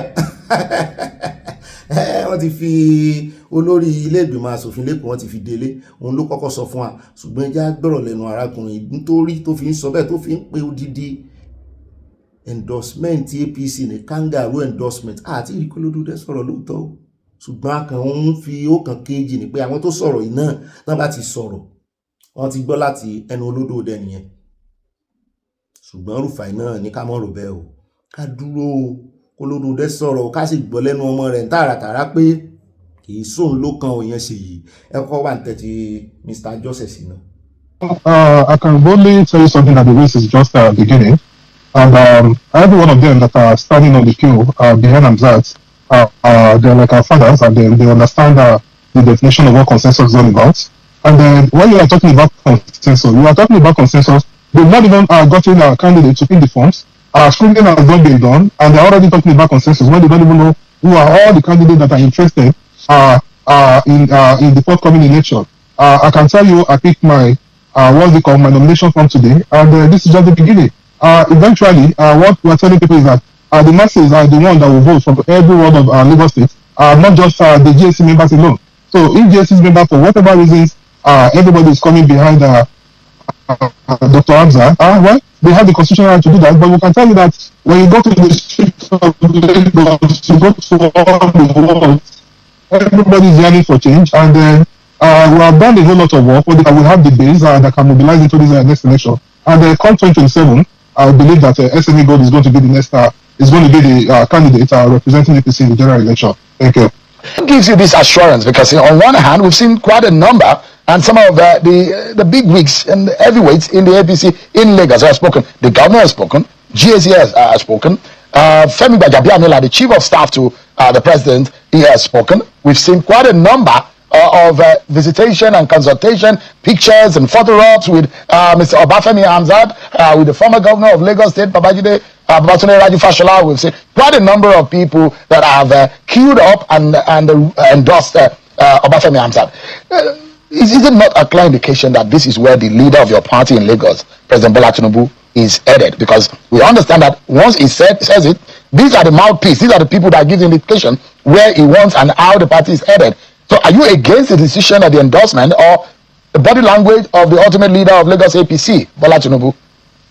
We've had different kind of endorsement before now, and you can tell that just give it another 2-3 days, some issues will come up, they will deny. The last time they said the endorsement came from when Babolisi spoke. He said he was retreating what the Badagry Monarch said, and the Badagry Monarch came on on TV and on the media to say They never said that. I don't think our president, Ashwaj Bola Ahmed Tinubu, is giving it to what they're doing. What they're just trying to do is to coerce him, into taking a decision. And that decision, I don't think it will stand. So if Mr. President, who is our father, who is the father of the party, if he wants any consensus to be done, he has his method and he has his process. He calls every candidate, he speaks to them, and from there we know the way forward on how to move about it. But nobody has called anybody into any meeting. Nobody has had any discussion, and we just started hearing different kind of kangaroo, what's it called, endorsement coming up. But I can tell you something. Today, even from two of the people that endorsed Namzat, very prominent people, they called me. He said, Sam, make sure you are not coerced by whatever endorsement is going on, because we are coerced, we are deceived or into making it. Like yesterday, when they had what's it called, the endorsement by the governor, some of the people that went there did not even know what they were going for, and they just found themselves in an endorsement show without their consent. So I can tell you that the people eventually will determine what Lagos is going to look like come 2027. And what we're trying to avoid, look at what happened to APC in 2023. We don't want the same thing to repeat. And the same thing that happened then is what they are already repeating. And the same set of people that grounded APC in 2023 are still the same set of people that are trying to brand APC down in 2027. That's not going to come to pass. Mr. President should have peace of mind with Lagos State. He has too much issues that he's trying to solve nationwide, and Lagos should not be part of his problem. And I can tell you the only person that can give him that peace of mind in Lagos State is SMEGO, who is Dr. Samuel Manuel Joseph. Thank you. Let me quickly bring you back to the rally, the mobilization rally we have for our dear President, Ashwaj Bola Ahmed Tinubu. It was a case study to show them the strengths that we hold, and to also tell them that we have the capacity to pull people from the 376 ward of Lagos State. That rally was called in only 5 days, and over 25,000 people turned up. We even had to reduce the number of people coming from all the world. And every one of them that came, they are SMA movement member. So if in 5 days we're able to call the rally, that will bring in over 25,000 people. Do you know what happened? They were checking, they want to see who are the big wigs on the stage. And the people they were seeing are just the masses. The masses are tired of how Lagos is being run. The masses are tired of the leadership in Lagos, and they want something new. And exactly what they want is what they've been able to demonstrate by coming live, to come into that rally, to come and show us the massive support, and to tell them that come 2027, they are ready to deliver Lagos into new leadership, and they want something new to start coming up. Thank you. Understand what is the meaning of the consensus. Consensus says that every aspirant that has picked the party nomination form must consent to consensus. And then we don't know why Amzat is scared of going into the primaries. We don't know why he's trying to force everybody into a consensus.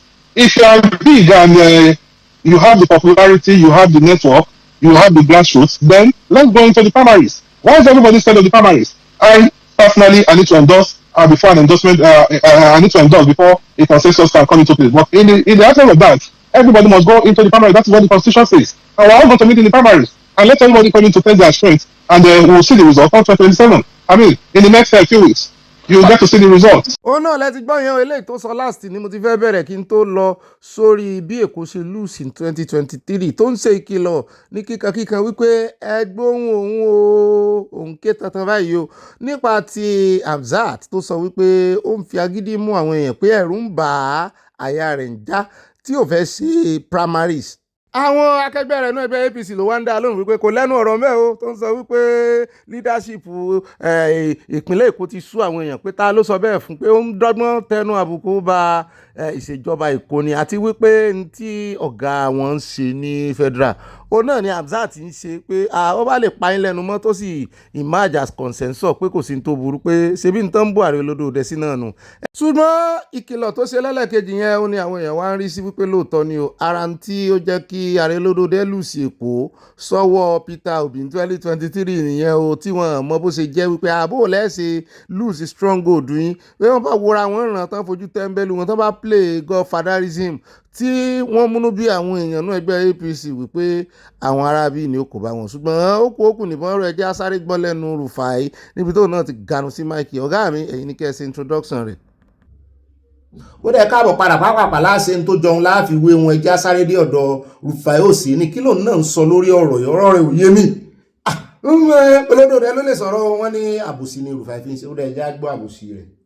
As regards to Lagos, I'm sure a lot of people are waiting for me to talk about Lagos. See, Sanwo-Olu can endorse his deputy. People in the GAC can endorse his deputy. But the historical antecedents I have of Lagos politics, bí bàbá ò bá tí sọ pé ẹ má fojú méjèèjì sùn. If Baba has not said, Amzat, it is you, Amzat should not sleep with his two eyes. That's just, because see, in this journey, I've heard many people that told me that Baba has endorsed them. And there are many people in the race. I mean, people like Jando is there. Jando is there.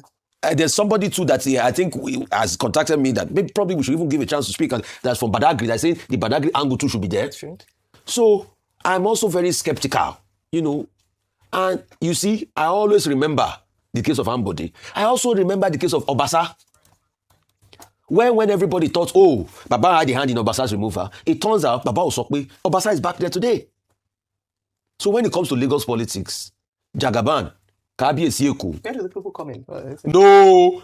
Can you tell me one time Lagos politics has been about the people? All right. Lagos politics has always been about Jagaban, Kabi Esieko. All right.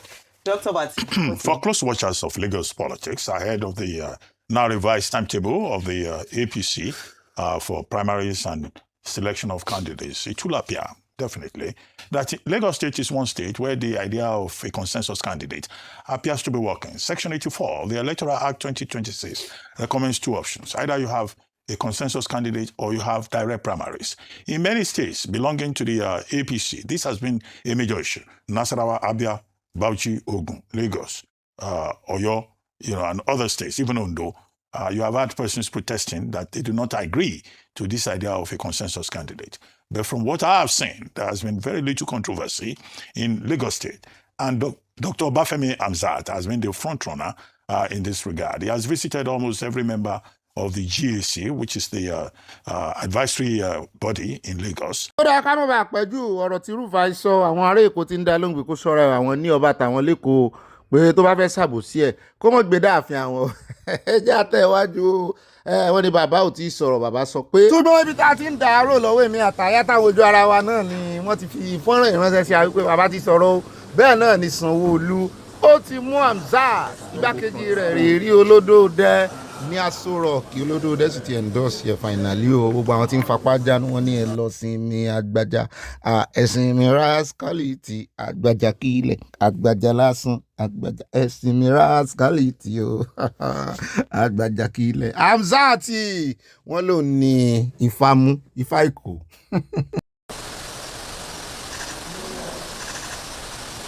Thank you very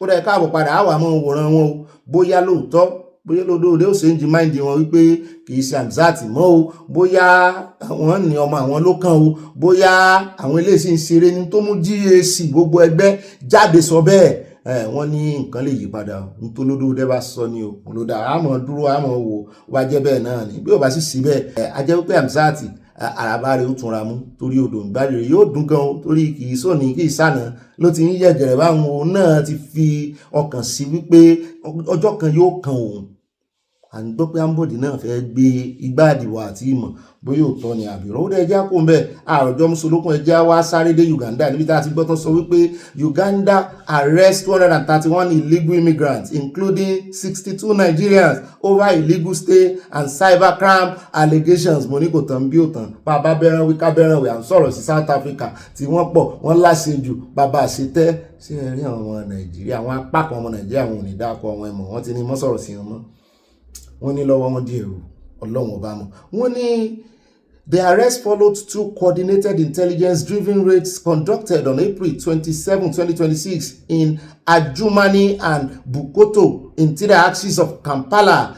Officials says the operation was triggered by credible information provided by members of the public. Speaking on the Development Ministry of Internal Affairs spokesperson, Simon Peter Monday revealed that the Nigerian suspects were allegedly running a church and engaging in other ventures without the required work permit. Wọ́n rò pé bíi ti Nàìjíríà ni tó kàn déédéé bẹ̀rẹ̀ ṣọ́ọ̀ṣì business venture. He added that they are currently in custody at the ministry Namamvene facility and are undergoing legal processing, which could lead to penalties such as deportation, fines, or blacklisting. Mo ti gbọ́ pé wọ́n kó àwọn kan dé láti Libya tí ìjọba Nàìjíríà ṣe gbà wọ́n. Explaining the basis of the crackdown, Monday said these people come under the guise of preaching the gospel and hide behind other irregular activities. Wọ́n fi bojú ni. Wọ́n ní so acting on that intelligence, we swung into action and were able to apprehend them. Bẹ́ẹ̀ náà ni wọ́n jẹ́ àmọ̀ wọ́n ní ìwádìí tán kọ́kọ́ sí ó fi hàn gbangba wípé ọ̀pọ̀lọpọ̀ àwọn ọmọ ìjọ wọn tán bá ní ṣọ́ọ̀ṣì wọn wípé láti Nàìjíríà náà ti kó wọn wá,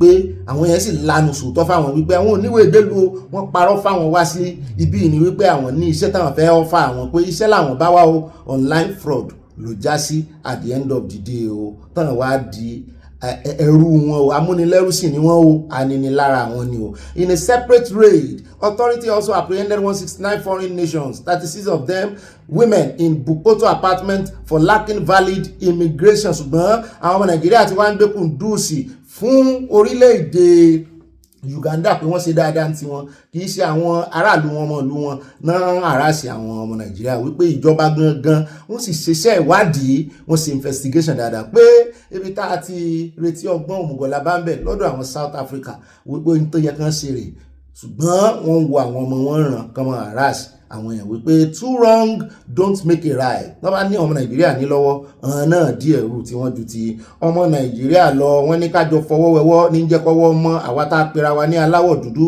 ká mọ̀ fojú ara wa gbolẹ̀. Ó dáa ó ṣẹ̀ṣà pa lónìí ni ó lè ṣẹ̀ṣẹ̀ṣẹ̀ lọ́la ẹ fi South Africa lẹ̀ ojú wọn tó bo ẹjẹ́ àtẹ̀ ìwájú àròjọ mùsùlùkùn ẹjẹ́ àwa sáré tètè ká dé ọ̀dọ̀ olórí àjọ EFCC níbi tó ti ń jámọ̀ pé àwọn ọmọ yunifásitì àwọn ọmọ Nàìjíríà ní iléèwé gíga pé 6 ratings táwọn ṣe nìyẹn o, àbájáde investigation àwọn 6 nínú 10 wípé yahoo ni wọ́n lọ ń ṣe, wọ́n lọ school.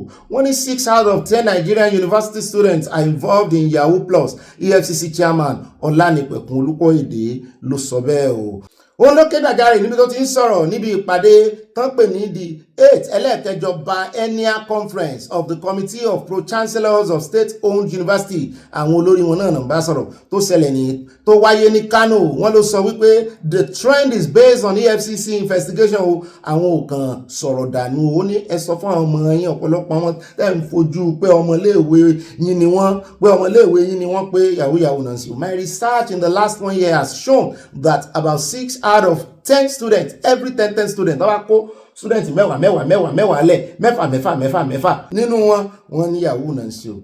Wọ́n ní in the last 10 years research àwọn ló sọ bẹ́ẹ̀ o. It is very disturbing situation, he said. Olúkóyèdè noted that many suspects arrested in recent EFCC operations were undergraduates, with some allegedly extending criminal activities into academic environment, including influencing lecturers. Pé wọ́n ti ṣẹ́bù àwọn lecturers gan lára nígbà tó ọmọ school bá wá tó ń lo bench tó ń lo mọ́tò bọ̀gìnì tí student tí lecturer tó sì ń kọ owó salary lòun sì ń dúró dè tó dẹ̀ ń pín lecturer nú ẹ̀ bí ẹ̀bùn. Lecturer àgbà náà tí òmọ́sẹ́ tó ń ṣe ó lè rúpọ̀ ọmọ bàbá olówó ni nígbà ò yá tí àjọṣepọ̀ yóò sì ti múnádóko yóò ti mọ́yán lórí dáàrin kan dé ìkòríta kan láàrin lecturer àti ọmọléèwé tó jẹ́ wípé wọ́n mọ̀ sí bí ọ̀rẹ́ ni ó ń fojoojúmọ́ gbé lecturer ìjáde bá náà lọ school. Wọ́n máa ṣe bí pàdípàdí wà kàn máa respect in school nínú ọbẹ̀ bá ti déta ẹ ti di pàtí. Ó tún wá lè jẹ́ ẹgbẹ́ lecturer yẹn gan ní ọjọ́ orí. So respect yẹn ò ní sí ń bẹ̀ mọ́ àfi nínú class lẹ́tì mọ́ fún yàrá yín respect. Wọ́n tún wá ti ṣe ẹbọ lecturer lára pé lecturer wà mọ́ pé owó wàhálà tó ń ṣe gbogbo ẹjọ́ gbogbo àtò àmọ́ pé látònù torí káà náà mọ́ fi jọ àáfà olóṣùkà tó pé education is scam. Education kì í ṣe scam, ó kàn jẹ́ wípé àwọn olórí ìpàṣẹ àwọn olórí làwọn ọmọ ẹ̀yìn náà ń tọ́ Nàìjíríà. He referenced a major operation in Lagos where hundreds of cybercrime suspects were arrested, a significant number of whom were students, noting the growing sophistication of such networks. He also expressed concern over Yahoo Plus, where internet fraud is reportedly combined with fetish practices. Pé àwọn ẹgbẹ́yàn ṣògùn owó ni. According to him, weak institutional oversight in universities worsened the problem, with issues such as ghost workers, payroll manipulation, and procurement fraud still prevalent due to manual systems. A university that lacks financial accountability cannot credibly train future professionals. Wípé ńgbà tí wọ́n bá ń bá àìṣe dáadáa kùdìẹ̀kudiẹ lọ́wọ́ àwọn olórí náà ní yunifásitì, àwọn ọmọ ẹ̀yìn wọn ń kọ́, mo wá ní ta ló lè gbà wá nú ilé ní ìsìn, wọ́n ní kò sólùgbàlà kankan. Nítorí wípé ṣé ẹ rí àwọn ọmọ tẹ́ ń sọ yìí, wọ́n ní olùpèsè kankan lé. Ọ̀pọ̀lọpọ̀ wọn ìyá wọn, bàbá wọn, òbí wọn, ká kó èèyàn 10 lẹ̀ yunifásitì, 8 nú wọn àwọn òbí wọn ò lè tọ́ wọn lọ skul, 8 nú wọn, yàtọ̀ sáwọn ọmọ olówó tí bàbá wọn rí tajé ṣe, tí mi sì jẹ́ politician náà tí ẹni kó àwọn ọmọ wọn dó Nàìjíríà náà mọ politician. So nídìí èyí àwọn ọmọ yẹn náà ò rí kan ṣe kan, ọwọ́ tó bá sì dilẹ̀ di Sátánì ń bẹ lọ́wọ́ ẹ̀. So mo rò pé ìjọba náà bóyá wọ́n mọ̀ tún dàrò lápá kan wípé bọ́n bá lé àwọn ọmọ ìjú dé ògiri, wọ́n kọ̀yìn sáwọn nítorí pé n tó yẹ káwọn sí fún wọn gan àwọn fèèlì. Ṣùgbọ́n ṣé torí pé ìjọba fèèlì yẹn só yẹ káwọn ọmọ yìí náà fèèlì? Ó ló dífá fún ìkànnù wọn tí ń tutọ́ sókè tí ń fojú gbà mí ọmọ bóyá ọmọ yunifásitì ni o, ṣùgbọ́n mo fẹ́ kẹ́ ẹ járí mẹ́ntálítì àwọn ọmọ yìí. Ìkànnù àwọn àgbà òṣèré náà wọ́n ti dàgbà ní ìsìn, bàbá yẹn wọ́n ti sọ̀rọ̀ yẹn rí wípé fáwọn ọmọ ilẹ̀ yahoo ebi tí àwọn gbèsè tí àwọn òyìnbó àwọn baba ńlá wọn tán kó wa lẹ́rú tán jẹ wá, torí àwọn kan rí bẹ́ẹ̀ wípé ẹ̀san ló ń ké. Bàbá sì wo àròjinlẹ̀ àwọn òyìnbó yìí náà, wọ́n fìyà jẹ tó ràn gan gbà wá nǹkan ṣe fún aju yahoo lọ. Mo rò pé òun ló jẹ́ káwọn kan máa ronú yẹn wípé good thing làwọn ń ṣe, wọ́n wá mọ̀ wípé bá lọ àbọ̀ torí ó ń kó bá Nàìjíríà gan-an. Analysis lèmi ń ṣe o, ẹ jẹ́ agbọ́rọ̀ lẹ́nu ẹ̀. Ẹ wo bí ẹ má gọ̀ ara o, má fòkó mi dáàlà, ọjọ́ kan náà ló máa mọ̀ o. Tẹ́ bá ti kọ́ ẹ ti gọ́ nìyẹn, wọ́n máa mú yín lẹ́rú o. Ẹ ṣáà ti rán ọmọbìnrin, ẹ ti gbọ́n ṣeré rárá, wọ́n ti kọ́ nìyẹn. Mo mọ̀ pé jọ́mi tó bá tún lọ ọbẹ̀ yẹn, ọmọ àmọ́ bí tó máa lọ, ọmọ àmọ́ bọ́yé máa ṣe. Ẹ ti yé yín, owó dẹ̀ ń gbà kò ń ṣòwò bàbá anybody, kò wá fẹ́ tó owó wa Nàìjíríà, kò wá fẹ́ ti salary anybody. Àwọn òyìnbó yìí wọ́n ti kó àwọn ìyá alẹ́ rí, wọ́n ti kó àwọn bàbá alẹ́ rí. Tó ti yé yín, owó dẹ̀ ń gbà, owó dẹ̀ kọ́ sọ fún àwọn bàbá wa àtàwọn ìyá wa, òun lẹ̀ ń gbà ẹ̀dẹ̀ máa gbà pẹ́. Ṣẹlẹ́yìn pípù yìí, àwọn èèyàn tó yẹ kẹ́ máa rísìn wọn, àwọn politician tọ́kọ̀ wa jẹ, tọ́kọ̀ wa lọ sílé òyìnbó tó lọ tọ́jú tó fi lọ ṣe oríṣiríṣi nǹkan tó wà fẹ́ tiwa Nàìjíríà, rísìn àwọn yẹn, àwọn ọmọ ọlọ́mọ lẹ̀ ń rísìn. Ẹ jọ ṣé àwọn ọmọ tẹlọ́mù yẹn ṣówó tó ń gbà yẹn ṣó wà fẹ́ ti sálárì yín ni àbọ̀ wà fẹ́ ti ilé ayé yín? Àbí àwọn òyìnbó dẹ̀ ń sọ yìí ṣé wọ́n fámìlì mọ́ ìyá yín ni àbọ̀ fámìlì mọ́ bàbá yín?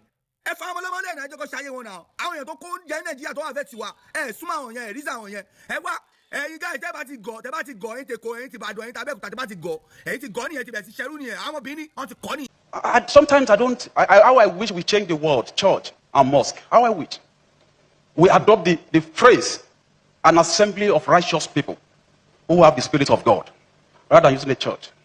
Because over a church you have pastors, you have bishops, over a mosque you have imams, and I tell you I have a lot of them in my holding facility as I'm talking to you. And I have a lot of them that are convicted for fraudulent practices. So sad. So it's a product of it's what comes out of your heart. You're a righteous man. Now I'm going to embarrass you today. I never wanted to say it, but I just felt that's my little way of making this contribution. I investigated this man for 6 months.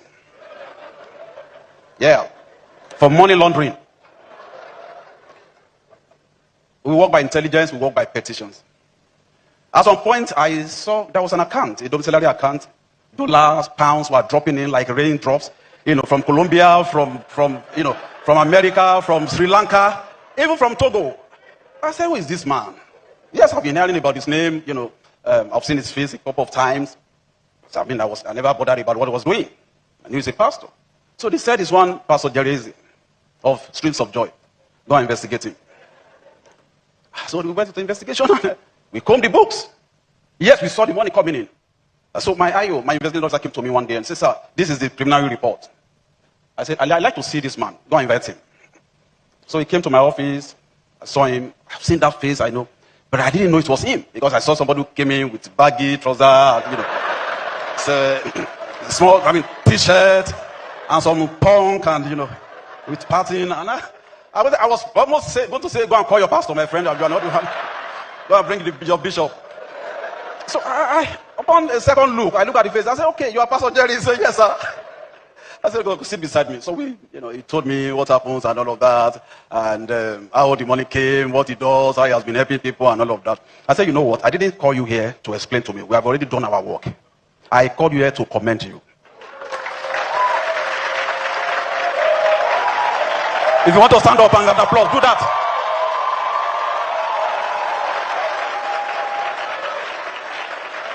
Thank you very much. Please take your seat. Take your seat.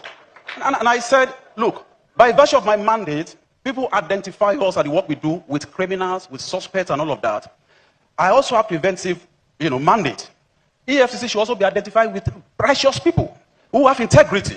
We must drum them up. We must drum them up. And you are one of them. The only thing that is remaining now is to give you a letter of validation, but I'm not going to give you because I will still continue to monitor your finances. I didn't expect to be here. Too many things. Okay, so I remember that the EFCC chairman was talking about the investigation. He's saying it and he's happy. He's saying it and he's happy.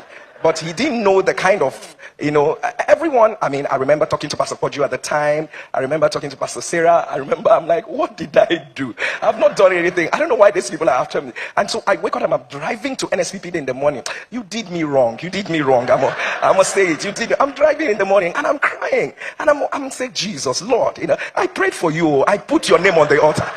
I put your name on the altar because it looked like, I didn't know what it was. But then again, the interesting thing is that when he came and he said, we looked through your books and we didn't find anything wrong you did.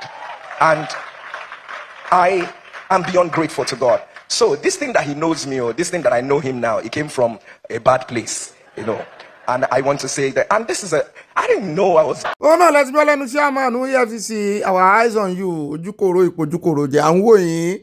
Àwọn kan tí ẹ̀ ń sọ̀rọ̀ wọn ní kí lóde tó ń validate ẹ̀ openly, wọn ní kí lóde tí ò ní validate ẹ̀. Bẹ́ẹ̀ lẹ̀ wọ́n bú wọn. Àwọn tí wọ́n wà ní àkàtà wọn. Èwo sọ wípé ọ̀pọ̀lọpọ̀ pásítọ̀ ló wà lákàtà wọn. Àìmọye wọn lẹ mọ́ ra wọn pẹ̀lú tó yẹ pé owó ṣọ́ọ̀ṣì náà mọ́ kó jẹ. Àáfàá náà pọ̀ ń bẹ̀. Mo kò dárúkọ babaláwo. Bóyá ó gbàgbé babaláwo ìjàlè. Ó dá lọ́rọ̀ kan eré mò ń ṣe o. Ó kù sọ́wọ́ oníkálukú o. Ó náà lẹ ti wá rí yẹn o, wọ́n ní kò sí bá a ṣe ṣe bolo tí ò ní rún gbẹ̀ẹ́. Wọ́n nítorí wípé tí ń ṣe abọ́yadé gbogbo ọlọ́ya ní í ṣe. Wọ́n ní ọ̀pọ̀lọpọ̀ àwọn ọmọ yìí wọ́n náà lè já wọn bẹ̀ nítorí kò ṣiṣẹ́, wọ́n ti dọ̀lẹ́, ọmọgbọ́n ò fẹ́ kọ́ṣẹ́ mọ́ mò ní ọ̀lẹ gan tẹ́ mẹ́nu báyẹn gangan ló wà lára àwọn ọmọ ẹ̀. Ṣé gbogbo èèyàn tí gbogbo èèyàn bá wá ń ṣe yahoo àyà ní ká mọ̀ fagún ju o. Frustration àwọn ìjọba náà wà ń bẹ. Ẹ wo iye àwọn ọmọ tó jáde lọ́jọ́ sí tán nítorí àìníná wọ́n ń ṣiṣẹ́ remotely. Mo ní ṣe wọ́n mọ irú iṣẹ́ remotely tán ṣe bóyá yahoo náà ni. Ládùúgbò wo bá rí téèyàn kan tan generator mọ́jú àwọn ní tán bá tan generator sórí nǹkan míì, tán bá tún ìwà, tán tún ọmọlúwàbí wọn ṣe lórí ẹ̀rọ ayélujára, àìmọye nǹkan àìmọye job opportunities láti US láti Europe tó jẹ́ wípé wọ́n máa gbà ìṣiṣẹ́ ṣùgbọ́n remotely ni wọ́n máa ṣiṣẹ́ tí ò ní bá yahoo dé. Ṣùgbọ́n sán lè fi rú ẹ̀ trust ọmọ Nàìjíríà wọn. Sán lè fi trust ọmọ Nàìjíríà.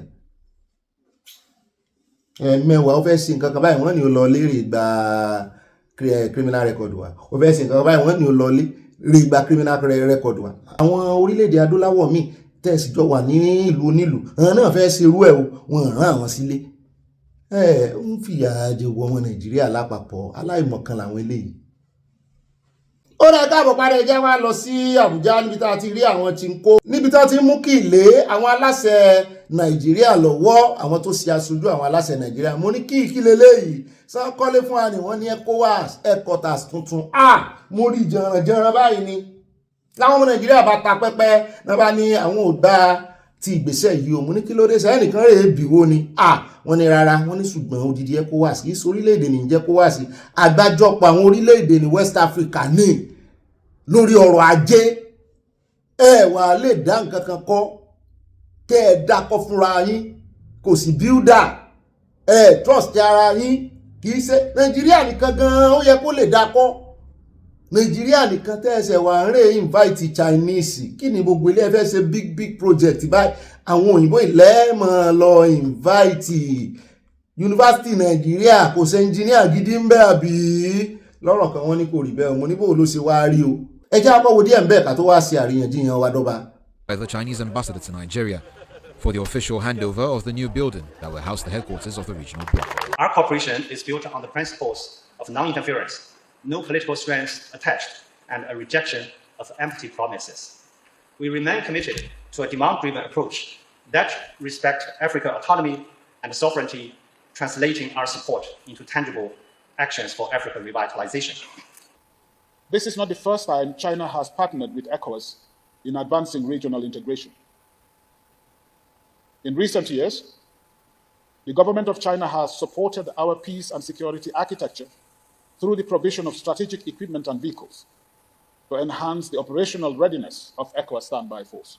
ó dáa náà lẹ́ti rí yẹn táwọn ọmọ Nàìjíríà ń sọ náà ni wípé kò bójúmu àti wípé àwọn Chinese tó kọ́ ẹ̀ pé kò sí àṣírí òwò mọ́ ògiri létí pé ogun tó bá ń sọ ń bẹ̀ ní tó jọmọ́ ti ECOWAS wọ́n ní àìmọye nǹkan náà ti máa install sára ògiri tó ti mú ní bẹ́ẹ̀ tí wọ́n rí ẹ̀rí sọ ṣùgbọ́n ẹ mọ́ ti jìyànjú ìdí tó fi jẹ́ wípé Chinese náà ló kọ́ ni wípé Chinese ni ó gbówó lẹ̀ pọ̀lọpọ̀ owó tán fi kọ́ Nàìjíríà múlẹ̀ wá ṣùgbọ́n Chinese ló gbówó lẹ̀ wọ́n ní kí ló kan ti Chinese bẹ́ẹ̀ sọ́nà náà fẹ́ join ECOWAS ni mo ní tẹ́ bá ń gbọ́ competition wípé àwọn náà fẹ́ ní àjọṣepọ̀ pẹ̀lú Africa ibi táwọn ti lọ mú tiwọn nìyẹn wọ́n ló fàtà Amẹ́ríkà náà fi ń sáré kẹ̀kẹ́ kọlu mọ́tò wípé ó ń jọ bẹ́ẹ̀ ni pé influence àwọn friendship àwọn pẹ̀lú Africa ó ti fẹ́ mọ́ mẹ́ẹ̀ o àwọn Chinese sì ti ń take opportunity àwọn náà sì ń sáwọn eré tó ń sá lẹ́nu ọjọ́ mẹ́ta ẹ̀ so China invest sí Nàìjíríà ẹ gbàgbé grant náà pé o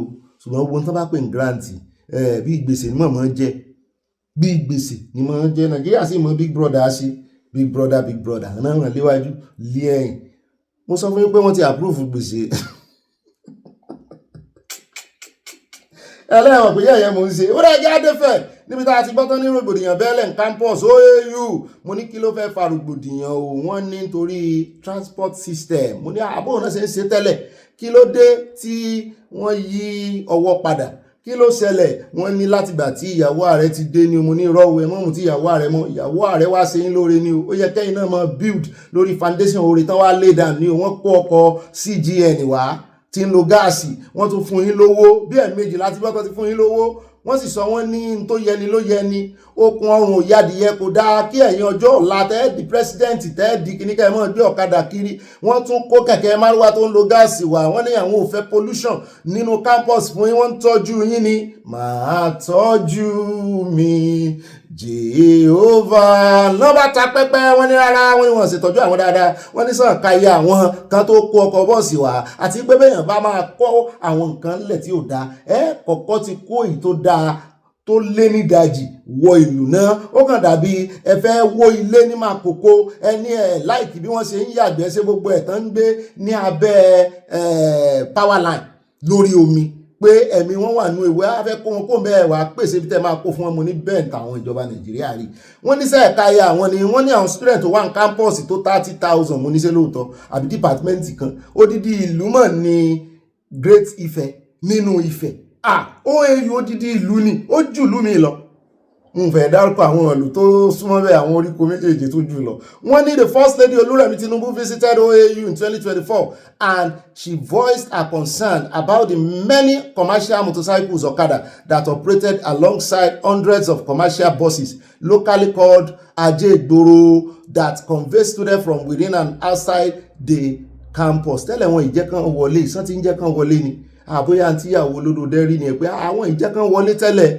ó láwọn tó nánú campus wọ́n ní the first lady Olúrẹ̀mí Tinubu wọ́n náà sọ wípé 21st century African University wọ́n ní kò befit yín pé ńgbà náà 50 CNG náà kó wá tèmi tí ẹ̀rù pé tí ó kéé tì lápapọ̀ bọ́ọ̀sì jẹ́ 50 tricycle kẹ̀kẹ́ márúwá jẹ́ 30 gbogbo ẹ̀ lápapọ̀ jẹ́ 80 wọ́n tún fowó lé o tó ń lo gáàsì o ṣùgbọ́n mo wá lérò wípé àwọn aláṣẹ OAU school yẹn wọ́n ti lọ kó gbogbo àwọn ajégbòrò lẹ̀ wọ́n ti kìlọ̀ fún pé ẹ má wọ inú bí ìmọ̀ o bísínẹ́sì wa yapa fún àwọn ìwọ̀nba tán kó wá wọn wà á kó lé wọn ní investment nìyẹn ẹ bá ti solicit fund ẹ bá ti partner pẹ̀lú àwọn ìlú mọ̀ká tó lówó tán lè gbowó lẹ̀ ẹlòmí lè ra 100 CNG bus fún yín tó jẹ́ wípé ẹ ti mọ̀ pé student àìmọye student míì gan tó lè kówó lẹ̀ tí ó sì mọ̀ fi ṣe business why tó ń lọ school ṣùgbọ́n wọ́n ní wọ́n léwu àwọn ajé ìgboro kó ń bẹ̀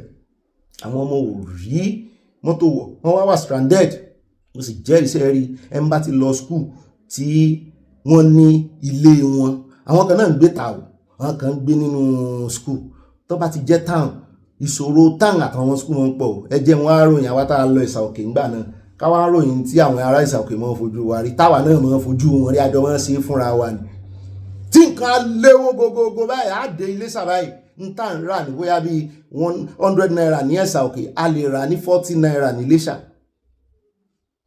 torí the only thing tó fẹ́ jẹ́ tán gbọ́kànlé nìyẹn lẹ́sà òkè ńgbà náà wọn mọ̀ bóyá industry míì ti wá débẹ̀ o college of technology tán gbọ́kànlé nìyẹn jẹ́ ni ọ̀gẹ̀dẹ̀ àgbààgbà owó ni wọ́n bá tà fáwọn student báyìí a máa ń rán àwọn indigene la máa ń rán sí ọjà pé báwa rà ìgbà tán wá ká wa wọn wá fẹ́ tà fáwọn indigene mọ̀ wọ́n wá ń tà wọ́n ní wọ́n rán wọn ni wọn ò ní tà fún ọ mẹ́ni tà fún ọ ìkan náà ọmọ ni lọ́rán ọ mẹ́ni tà pọ̀ ọ ẹ bá ń tẹ̀sí ẹjẹ́ àwòrán sí lọ.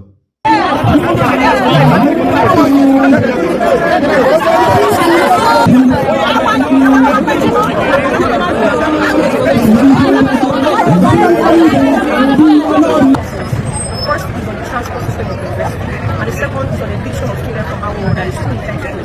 On transport system, it started with the benevolent heart of CNG production.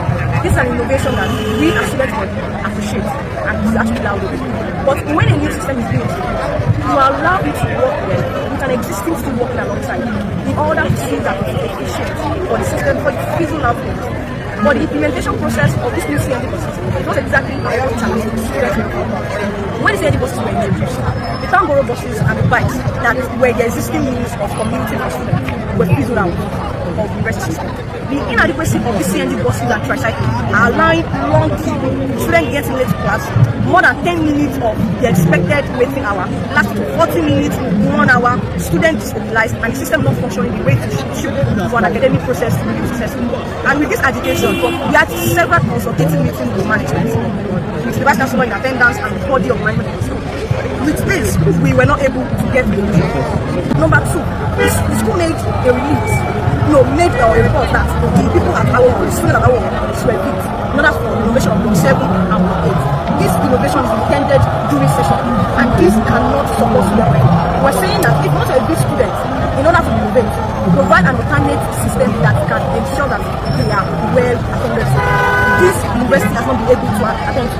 Our challenges are two, so our innovation are two. Fix the transport system.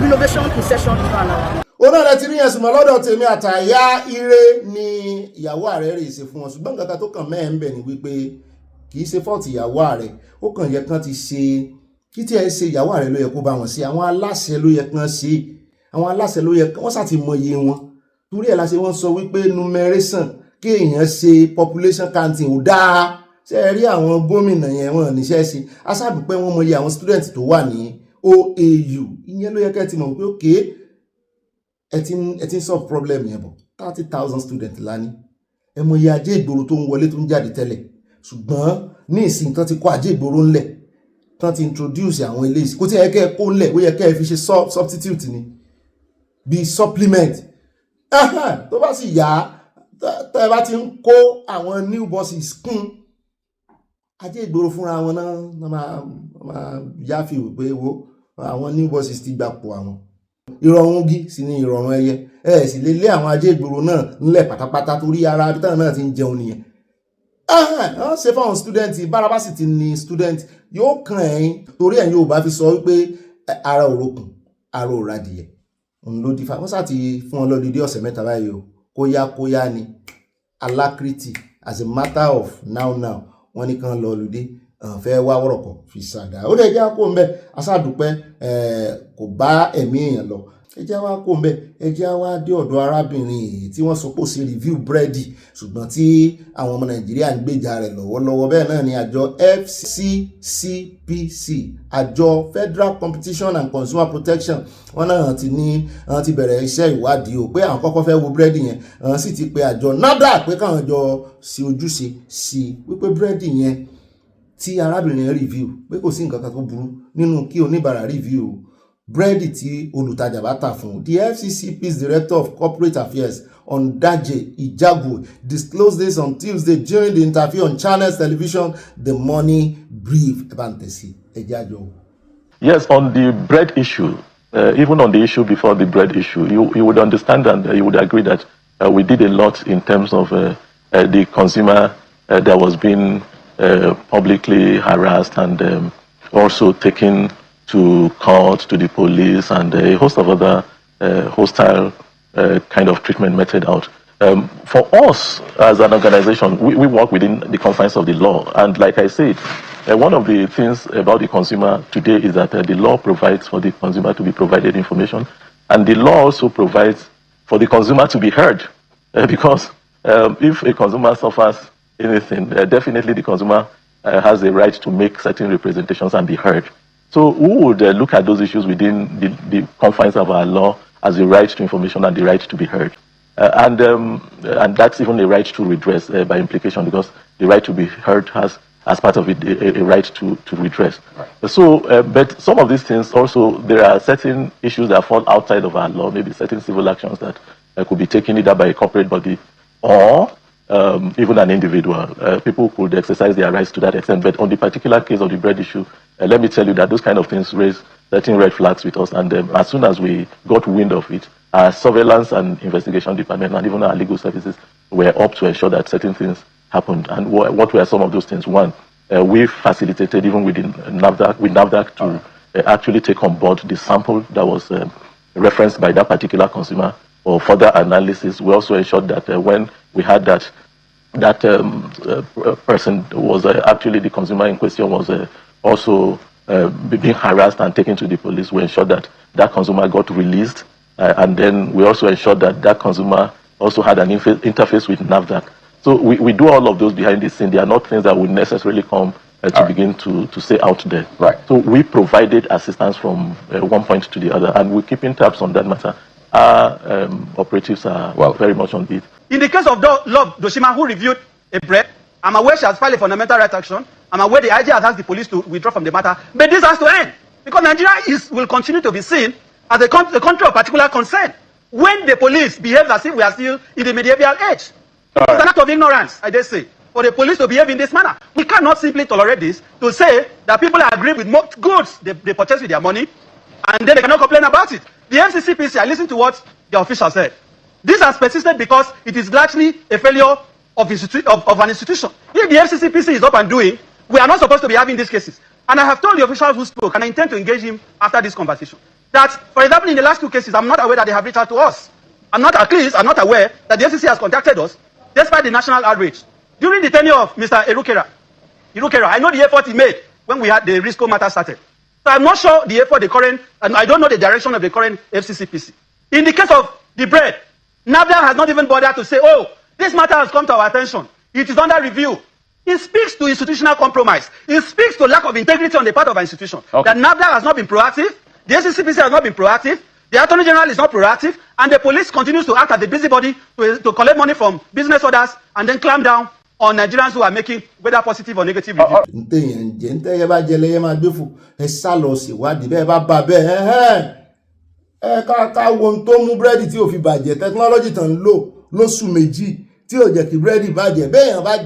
ṣé yóò digest kódà èmi ò rò pé ó yẹ kán tiẹ̀ fogun mú obìnrin mi rò pé opportunity ni fún wọn. Àwọn èèyàn ti mọ búrẹ́dì yín ní ìsìn, kò dárúkọ búrẹ́dì yín, ẹ̀yin náà lẹ túra yín síta bí ọmọ ọjọ́ mẹ́jọ. Okay, wá o, ṣé orí review tó ṣe yìí ó ṣe mistake o, báyìí kàṣà báyìí káwòdì ní tó ṣẹlẹ̀ rí o. Ẹ sì fi opportunity yẹn ẹ fi educate àwọn ọmọ Nàìjíríà. Kàkà bẹ́ẹ̀ libel ní kinní kan ní sódà kọ yín ni. Ẹjẹ́ àtẹ̀wájú jàre àròjọ́ mùsùlùkùn. Mo mọ̀ gbọ́ pé wọ́n ń wá arábìnrin inú ti kinní ló yẹ kí n ti mú mọ́ nígbà tá a sọ̀rọ̀ yín EFCC. Wọ́n ní wọ́n ń wá arábìnrin kan Àlímọ̀ Tẹ́júoṣó, gbajúmọ̀ oníṣòwò. EFCC ti kéde pé àwọn ń wá o. Mo ní kí ló ṣe o, wọ́n ní EFCC nínú àtẹ̀jáde ti fi léde sọ wípé ẹ̀sùn fífi ọ̀nà èrú gba owó lọ́wọ́ èèyàn ni wọ́n ń wá Àlímọ̀ fún òmùnira philanthropist ìmọ̀lẹ̀ ń wá yìí. Wọ́n wá sọ fún àwọn ní lára àwọn tó mú ẹjọ́ Àlímọ̀ Tẹ́júoṣó lọ síwájú EFCC ní ọ̀kan lára àwọn tó jọ ń ṣiṣẹ́ o níbi tó ti fẹ̀sùn kàn wípé obìnrin náà lo owó tó wà fún iṣẹ́ àwọn méjèèjì fún ara rẹ̀ nìkan kó lọ́n lọ́wọ́ gbà ní mo ní personal fight ní kí ló wá kà wá ń bẹ̀ àlèmọ́ jù tẹjú oṣó yìí wọ́n ní olórí àwọn obìnrin City Boys Movement ẹgbẹ́ tó ń ṣàtìlẹ́yìn fún ààrẹ olódòdó ọdún tí mú ni wọ́n jẹ́ àdàrà aláàmújáde ẹjẹ́ kó mẹ́ ẹjẹ́ tẹ̀wájú ẹjẹ́ wá sáré yà ní ọ̀dọ̀ ẹgbẹ́ òṣèlú LP níbi tí dátì bàbá ti ń sọ wípé òun ti ṣetán tó ń fẹ́ kúrò nínú ẹgbẹ́ yẹn òun ò ṣe mọ́ ohun tí wọ́n fojú Peter Obi rí wọ́n ti fojú tó náà rí ẹjẹ́ sáré gbọ́ lẹ́nu ẹ̀ ká tó lọ sínú Labour Congress tí ẹgbẹ́ òṣìṣẹ́ ń sọ lórí ọ̀rọ̀ tán bá fáwọn 1 million kò lè tó. The peace has returned to the Labour Party. No, there's more to it. When there was real peace in Labour Party was when they posted back. You know what we call post back, redeployed. They redeployed someone to come and with the specific purpose and because of the antecedents of the individual to make life difficult, particularly for me. But what Labour Party stood for then is no longer what it is today. And remember, I have correctly argued that we've had a government who has made its primary purpose the destruction of other political parties. We must therefore feel sorry for ourselves for the fact that many genuine politicians have had their boats destroyed and sinking. And it is therefore legitimate for anybody to move, simply because the government, which is so powerful, has made it a point of duty. Instead of fighting insecurity and fixing our economy and stopping the stealing, what is more important is destroy political parties. So don't blame anybody for Obi. I don't blame Obi. I don't blame anybody for going where they think. So I'm leaving Labour Party midnight tonight and I'm joining PRP. ó náà láti gbọ́ yẹn o gbogbo ohun tó bá ti ṣẹlẹ̀ báyìí ní opposition party wọ́n ní gọ́ọ̀mẹ̀ntì ní ẹgbẹ́ APC wọ́n náà wà ń díẹ̀ tó sì jẹ́ wípé ẹni tó yẹ kí wọ́n fi jẹ olórí LP arábìnrin yẹn náà fi jẹ báyìí ní ilé ẹjọ́ dá ní àrè ó wá ń bínú ṣé ẹ rí hijackers gbogbo àwọn ará bíi hijackers ni wọ́n ó ń lọ sí pátì ọ̀gbẹ́ni Maritona tí rántí rẹ̀ dada Ahmed bàbá ibẹ̀ ní lọ ní ìsìn faction ti wà ń bẹ̀ náà wọ́n tún ti ń bú APC wọ́n lé APC ló dá faction lẹ́mẹ̀ nígbà tẹ́ ẹ̀ ní í ṣe tó tọ́ ẹ̀ ní í ṣe tó yẹ. ó rẹ̀ káàbọ̀ padà já wá sáré yà lọ́dọ̀ àjẹrò níbi tó ti ganu sí máìkì yẹn Nigeria Labour Congress ó ní monthly salary of 1 million naira is worthless to workers without a stable naira and improved economic condition pé kẹ́ ẹ fáwọn 1 million kò wọ́ tiẹ̀ the NLC mo ní bẹ́ẹ̀ bá rí 1 million ní ìsìn ẹ̀ ní ìgbà ebi ẹ ní opportunity láti béèrè fún lọ́jọ́ sí ìbẹ́yìn lẹ́ ń ṣe yẹn bí ọkà wọ́n tì í mọ́kànnà wọ́n ní fowó kún epo wọ́n ní fowó kún epo ẹ wo tí epo bá yín dé ní ìsìn tó yẹ kẹ́ ẹ ti negotiate owó gidi fún àwọn òṣìṣẹ́ kì í ṣe nǹkan ní bó ṣe bá ń gba 1 million ní ìsìn kò níbi tí ó dé ẹgbọ́n ẹ lè fi 1 million wí 170,000 àbọ̀rọ̀ burúkú ló ń sọ lẹ́nu tí ó gbádùn kọ́kọ́ gba 1 million fún wọn náà excuse ni wá lọ́dọ̀ tèmi o. He said the organized labour was more concerned about the value of the naira than nominal wage increase, stressing that rising inflation had continued to erode workers' purchasing power. Ó correct Lerefe ṣùgbọ́n excuse ló ń wá torí wọ́n ń tì í wípé béèrè fún ẹ̀kúnwó. Ìjọba ló ní kàkà tí àwọn ó fi owó púpọ̀ kún owó yín kàn kúkú mọ́ fowó kún owó epo ẹgbàá yìí báyìí náà. Ṣùgbọ́n 70,000 tí ẹni mo ní 170 níbo ni mo ti rí 170 náà lójú àlá 70,000 imagine bó ló ní 170 ṣe kó sí mi lẹ́nu. Ọ̀dọ́ àgbọ́pọ̀ àwọn state kan wọ́n ní wọ́n ti fi kún o míì ti 100 gan míì 90 something ṣùgbọ́n ìdá mẹ́wàá 1 million nìyẹn kí lẹ́ skills tó ń wá nígbà tó bá ti mọ̀ pé 1 million wà worthless kọ́kọ́ béèrè 1 million náà.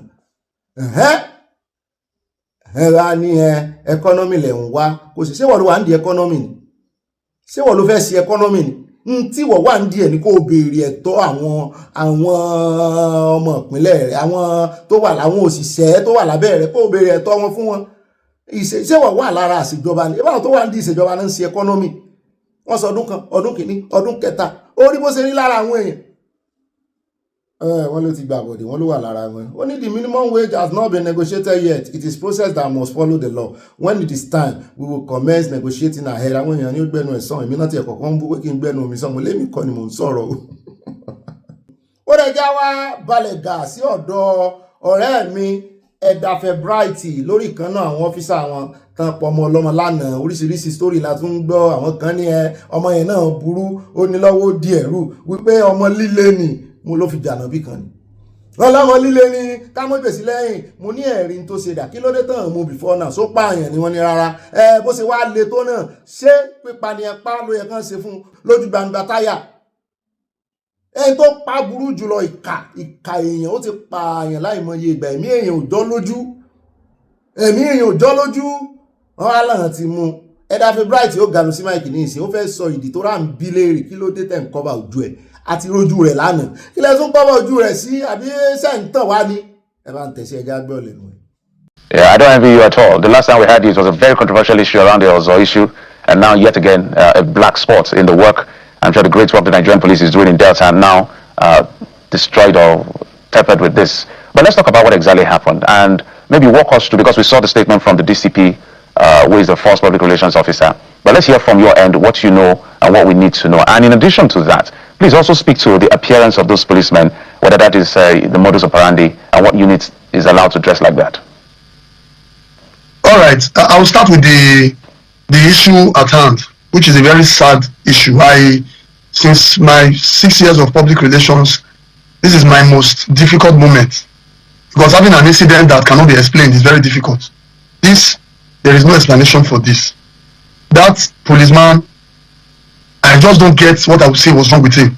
You know, police cannot attribute problem to spirituality, but that may not be far from it, because that's the only explanation that one can give to what he did. ọ̀rọ̀ pèsè jẹ́ ọ̀rọ̀ díhùn ẹ̀dà February gan ọmọ tí ó sọ mọ́ ó lóun wà short of words ó ní ká lóun lè sọ wípé spiritual matter ni pé òun á ní ayé ló ń ṣe ó wá ń lo oògùn ẹ̀jẹ̀ ayé ń ṣe sáyẹ́sẹ̀ ń ṣe ni gbúrò ẹ̀ rí gbọ́ pé ó ṣerú nǹkan báyìí rí lọ́rọ̀ kan ẹ̀jẹ̀ á gbọ́ excuse tó fẹ́ fún wa lórí bí wọ́n ṣe cover ojú ẹ̀ kí ló dé tẹ́ cover ojú ẹ̀ ojú criminal tí gbogbo ayé ti rí. Yes, is first in Nigeria. It's part of the criteria to be a police officer. You must be in Nigeria. And the Nigerian Constitution has stated it clearly that media parade is not the way forward. If you observe, no one we are parading kidnappers, armed robbers, defining suspects, rape suspects, we blur their faces, we cover their faces, or we take them from behind. So by this man being a police officer who is now a suspect, that does not take away that right of Nigeria from him. That was why we had to do that. Let it not look like, oh, why if you say that you reach police store and you decide to open it? Because it is the same rule that governs every Nigerian. But we've seen his face. We've all seen that face. And just to build trust and say, this is the same person we've taken to Abuja. Again, it happened right there. He shot him the first time. If I remove the magazine, put him again. So it's something we've seen just to build trust. While you are correct, I'm not saying you are not. If you ask me personal opinion, I may want to put his face out there. But I have rules of engagement that applies to all Nigerians. And I have to do that part. You know, the job, we don't operate on emotions or what people think. We have to follow the rule as it is written. His face is out there. When he gets to court, people want to go and see whether he's the one. Like I said, there is no reason to cover anybody. There is absolutely no reason to cover anybody. People know that he has been arrested and is on his way to force headquarters. When he gets to court, they will still see that he's the one. That's just the truth. But covering his face is because I have to follow the laid down procedure on public relations. ó náà lọ ti rí yẹn o àwọn Nàìjíríà láwọn ò ní gbà o mo sì jẹ́rìí IGP Disu mo jẹ́rìí IGP Disu eléyìí òun náà ò bá lọ ni wọ́n ní kì í ṣe kán rusticate ẹ̀ kúrò nínú ẹgbẹ́ nínú àjọ ọlọ́pàá nìkan o wọ́n ní ẹ̀ ń bá pààyàn òfin Nàìjíríà nìkan pa ni wọ́n ní so kan da ẹjọ́ gidi fún wọn ní ṣe ráwọn yòókù náà wọ́n lè fi kọ́gbọ́n agbára mọ́ gùn wọn ní mi ò mọ̀ tán mọ́ mu ládùúrú bí àṣírí ọlọ́pàá ṣe ń tú fúnra wọn náà àwọn èèyàn wọn náà rẹ́kọ̀dù ẹ̀ o níbi tágbára yẹn gùn dé wípé òun ló ní Nàìjíríà òun ló ń lòfin tán bá ní òfin jù èèyàn lọ òun ò sínú àwọn tó fi jù lọ òun ò sínú àwọn tó fi jù lọ ń tòun o òun ó pa ilé ìlà àpagbé tó bá wà nù anti robbery squad àbí ó wà nù anti criminal kìnìún kan ṣé bó ṣe mọ ó ṣe ń tó fi sọ nìyẹn aláwọn lọ́ọ̀yà gan wọn lẹ́nu ọ̀rọ̀ lọ́dọ̀ wọn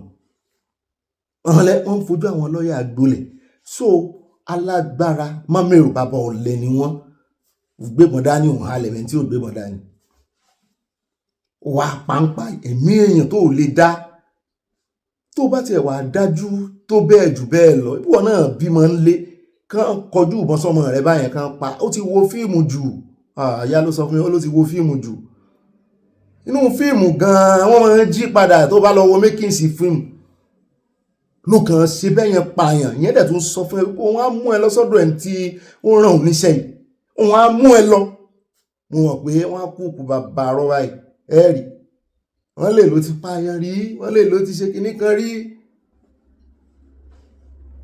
wọ́n lè ní tó wá jẹ́ threat fún ọ níbi tó wà yẹn wọ́n máa ń kọ́ yín pé tó bá wá pàdé criminal tó bá jẹ́ threat fún ẹ nígbà tí ìṣepò kọjú ìbọn sí ọ ẹ sì ń fi àwọn agbésùmọ̀mí lẹ ẹ ń ṣe radicalization fún wọn ẹ ń sọ wọn di repentant ọmọ wa ń bẹ̀ ọ́ kì í ṣagbésùmọ̀mí kì í ṣajínigbé wébìlì wọ́n wá bá arms ń bẹ bóyá ọ̀tá àbọn náà bá ń bẹ àbí ìbọn léwọ́ nínú kinní yẹn nínú wébìlì mi ò bóyá ẹrù ni bóyá invoice lè mímọ̀ sí wébìlì oh my god oh bùsọ̀sọ̀ ṣé tí ẹ̀rà february ti sọ só tẹ́yìn lọ́rùn kò tẹ́yìn lọ́rùn kò tẹ́mi náà lọ́rùn ó ti ń fojú wa dolẹ̀ o nílí jù àlọ́ ọ̀rùn ìròyìn tòní oníyan sí ọlọ́bẹ̀ sí àtàfẹ̀jẹ́ náà apá ìbínú ẹ̀jẹ̀ ń sáré jayín sílẹ̀ yìí ẹgbẹ́ PRP ẹ ti rántí rẹ̀ arákùnrin Marichus bàbá Ahmed tí wọ́n ń lẹ́nu ń bí lọ́jọ́ sí pé ẹgbẹ́ àwọn pé àyè wà nú ẹgbẹ́ àwọn àfààyè gba ẹgbẹ́ ADC kí ẹgbẹ́ APC ò bá jẹ́ kán rí mú mi pé kán wọ́n bọ̀ nú ẹgbẹ́ àwọn faction ti ṣẹlẹ̀ nú ẹgbẹ́ wọn náà APC what APC cannot do does not exist faction ti ṣẹlẹ̀ nú ẹgbẹ́ wọn wọ́n ti ń skata nú ẹgbẹ́ yẹn náà ní ìṣẹ́mi ò ADC ní skata ṣùgbọ́n wọ́n bá jẹ́ náà ni wọ́n fọwọ́ sí ìran náà wọ́ra wọn níran tí wọ́n lé ẹnu tí ò mìtsọ́nu tó wá ń lé ẹnu bí kán máa bọ̀ kán máa ṣe wọ́n ní àwọn kan nínú ẹgbẹ́ rẹ̀ wọ́n ti dìde báyìí pé láyéláyé àwọn òfin èèyàn kankan ìran tí ń bá ẹgbẹ́ ìbọ̀ tipẹ́tipẹ́ àwọn táwọn wà ń bẹ yìí náà ó tó inú àwọn oníkẹ́ ti mú gómìnà inú àwọn oníkẹ́ ti mú olóòtán kò síbi tán fẹ́ lọ mọ́ ní ìsìn mo rí ọ̀gbẹ́ni Peter Obi náà tó náà lọ Ìbàdàn lánàá wọ́n sà ń ṣe kùrùkẹrẹ wọ́n sà ó ti sú wọn Peter Obi ní ìsìn limbo ni ṣé ariwo olówó fẹ́ pa ní ìsìn wípé wọn jẹ́ kóun rẹ́gbẹ́ ṣe èmi ò rò pé DC máa wà lórí ballot mo ṣe ń wo yìí ṣùgbọ́n gẹ́gẹ́ bí ọ̀rọ̀ tí bóyá torí ẹ̀ ló mú Ṣèyí Mákindé mọ́ lérí lẹ́kàwọ́ ẹ̀ tiẹ̀ àwọn tìbí náà sì ń dá wọn promise and dry ẹ̀ bí wọ́n bá ń gbé wẹ́ẹ̀tì ẹ̀ bọ̀ àwa náà ó fi dry á fi pàdé rẹ̀ káwá wò ká fi iná ràn náà iná ràn nù ó kọ ọmọ tí ó tọwọ́ beérú iná ràn ṣùgbọ́n ó ní àwọn haúsá àwọn àbùkí lẹ́yìn o lọ́dọ̀ tèmi ní tó mú sọ̀rọ̀ yẹn àwọn àbùkí ní sọ̀rọ̀ sí i lọ́gọ̀ọ́ àwọn náà lè bá fa trọ́bù èèyàn mélòó ló fẹ́ tẹ̀lé etí Mákindé rè mọ́ wẹ́ẹ̀tì anything kí lẹ̀ ń wẹ́ẹ̀tì èèyàn mélòó ló fẹ́ tẹ̀lé ládùúgbò tó fojú àwọn ará Ìbàdàn ṣe lórí ọ̀rọ̀ orin kí ni ṣe káàkiri ta ilé tán wó lọ oríṣiríṣi Bódìjà náà wà ń bẹ yóò wà rérò tẹ̀lé ṣùgbọ́n ibi tán fẹ́ pẹ̀kun ẹ̀sìn tèmi ń fura sí nìyẹn wípé wọ́n máa sọ di wàhálà ní ẹ̀rì ilẹ̀ Haúsá ni ó sì ti bẹ̀rẹ̀ wọ́n máa fẹ́ sọ di wàhálà ní ṣùgbọ́n ààrẹ olódòdó náà ní àwọn èèyàn ní ilẹ̀ Haúsá wọ́n á gbógun tira wọn ni pátápátá pẹ̀lú àwọn ni ó dá o wọ́n declare state of emergency ní bọ́tọ́ wá ti fa wàhálà bí Àtìkù ló sì ń pariwo kiri campaign o kọ́mọ́ declare state of emergency o náà state mẹ́jọ o wọ́n á declare state of emergency ní bẹ́ẹ̀ lẹ́fẹ́ fa wàhálà ẹ̀ ń bá fa wàhálà náà ni kí wàhálà bá bẹ́ẹ̀ bá fa gbùrù ó fagbó ni ohun mú yín ló dẹrùn ọ̀ràn kẹ́ forí ara yín rù ní rí jù báyìí lọ àyá gbé wa débẹ̀ náà Abala ń bára yìí goodbye and I love you ẹ bá tó bá dénú yín ìmọ̀ràn yín náà sí kókó bẹ́ẹ̀ náà nìkẹ́ bá fi sọ́wọ́ sáàyà kó lè rí nǹkan lónú Abala comment section I love you àyà ló ti sọ́dín jù slow motion yẹn tún ṣe kí n máa lọ ẹ̀yin náà sọwọ́ sí ojú kìíní torí wọ́n fọwọ́ kunjú kámẹ́rà mo mú lé yín lọ́wọ́. ó dá ẹ káàbọ̀ sínú Abala ń bára ìpápàpà láṣẹ ìròyìn bíi méjì náà la ní fún yín torí nǹkan ti ṣe àwọn ẹgbẹ́ ADC òsùnmẹ́jì àkọ́kọ́ bẹ̀rẹ̀ látọ̀dọ̀ àwọn ambassador èyí tó ti gbaṣẹ́ èyí tí ò tí ì gbaṣẹ́ tó tí ìrìbí fi há wọn lọ symposium wọn lọ sẹ́mínà kiri ni bẹ́ẹ̀ náà ni bẹ́ẹ̀ bá farabalẹ̀ wo wọn látòkèdè sálẹ̀ bákan náà ni àwọn ìbejì oníbejì ambassador oníbejì ṣe ń múra Fàdáfàní àti Ọ̀gbẹ́ni Reno mú tiẹ̀ tún rí tó tún ya fúláàgì Nàìjíríà àti Áfíríkà sára ìyún kọ́ la wá wò ẹ wò ó ààrẹ olódòdó àti federal government lápapọ̀ kankan náà ni wọ́n ti dábí ẹdun wọ́n ti rọ̀ bí òwe wọ́n ní gbogbo àwọn ambassador pátápátá wọ́n ní kan fún wọn lẹ̀ làbújá nítorí wípé bọ́ bá ṣe ń fò lọ́tọ́ ń fò bọ̀ bí ẹyẹ wípé àbújá làwọn fẹ́ kàn mọ́ dé sí kán lè mọ brief àwọn wọn ni ẹ̀hẹ́n ó yá gómìnà Wike mínísítà Wike jàre gómìnà náà ní LFCT ẹ̀ganu sí máìkì ẹja gbọ́rọ̀ lẹ́nu yín o. When I was coming this morning, the president called me and said, look, these ambassadors will be leaving Nigeria, and that he believed that from time to time they will come to Abuja to brief him on what is happening in the country where they serve. And he believes that most of them do not have a place in Abuja. And so he will encourage them to see how they put up where they can stay in Abuja when they come back home. And Mr. President directed that before you leave this morning, each and every one of you should have their form to fill for land allocation in Abuja. So that when you come back, you don't need to be staying in a hotel. You go to your houses and then enter to brief Mr. President. So once more, I congratulate you, I thank you, and believe that God is infinite mercy will lead all of you. Be hopeful. Mr. President means well for the country, and I believe that by 2027, this election will come peacefully, and Nigeria will remain united as a nation. Thank you and God bless you. Ọlọ́run náà lẹ́tí gbọ́ yẹn àwa náà congratulate wọn. Ga ó dẹ̀ já wa lọ tààràtà àmọ́ bóyá federal government yóò bọ̀ nǹkan o ẹ já wa lọ tààràtà sí ọ̀dọ̀ àwọn ẹgbẹ́ ADC ṣùgbọ́n àkọ́kọ́ yà lọ́dọ̀ arákùnrin kan tá a ti mọ̀ bí ẹni mowó mọ́ Peter Obi tẹ́ ẹ bá gbọ́ iye tó lò ná lórí Peter Obi ní last time ó wá jọ bí ẹni wípé omi ti tán lẹ́yìn ẹja Peter Obi báyìí o ó ti padà lẹ́yìn Peter Obi èmi ò mọ̀ bí tí Peter Obi ó ti rí owó rẹ̀ báyìí ó ń jọ bí ẹni pé gbogbo àwọn èèyàn rẹ̀ ti wà lẹ́yìn Ààrẹ Olódòdó àbí mo ṣe rí àwòrán. Òun àti national chairman APC mo ní bò ló ti jẹ́ ara àwọn tá a máa ń rí lẹ́yìn Òbí rẹ̀ bó ló ṣe jẹ́ o ibẹ̀ ló ti ganu sí máìkì mi ò mọ tóbi ṣe fún o bóyá òun ló sì ṣe Òbí ó ní $1 million ló jáde lápò òun tó ń fi gbárùkù Tóbi mo wá wò ó sì ti wá wà lẹ́yìn Olódòdó ní ìsìn so Olódòdó ló fẹ́ ná owó yìí fún báyìí. ẹ jẹ́ àgbà láàyè kó fẹnu ara rẹ̀ sọ.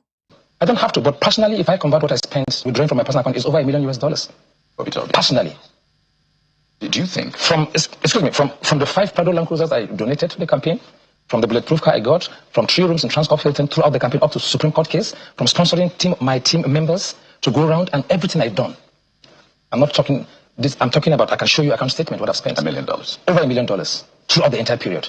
Ọ̀rọ̀ náà lẹ́sìn gbọ́n títí dìda èmi ò tí ì mọ tírélà tó gbà ní wọn kọjá ẹjẹ́ wá lọ síbi tá à ń lọ gangan lórí ọ̀rọ̀ ADC ilé ẹjọ́ ti dájọ́ báyìí o ẹjẹ́ á gbọ́ lẹ́nu àwọn agbẹjọ́rò kí ni ìtumọ̀ ẹjọ́ tán dá tán fi sọ wípé kí ọ̀gbẹ́ni David Mark àti àwọn tó wà ní subnational level náà ẹgbẹ́ ADC wọn gbọ́dọ̀ pera wọn lórúkọ tán ń jẹ́ mọ́ àti pé gbogbo convention tán náà ṣe wọ́n ní lórí irọ́ ni òfo òmúlẹ̀mófo.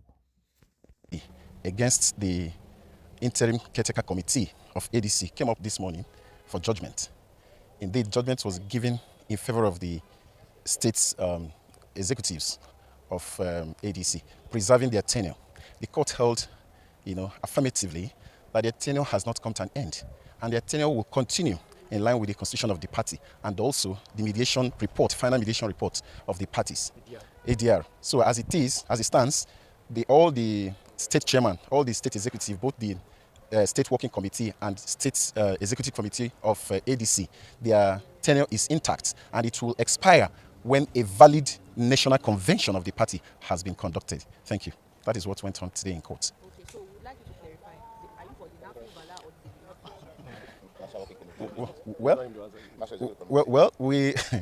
the this judgment,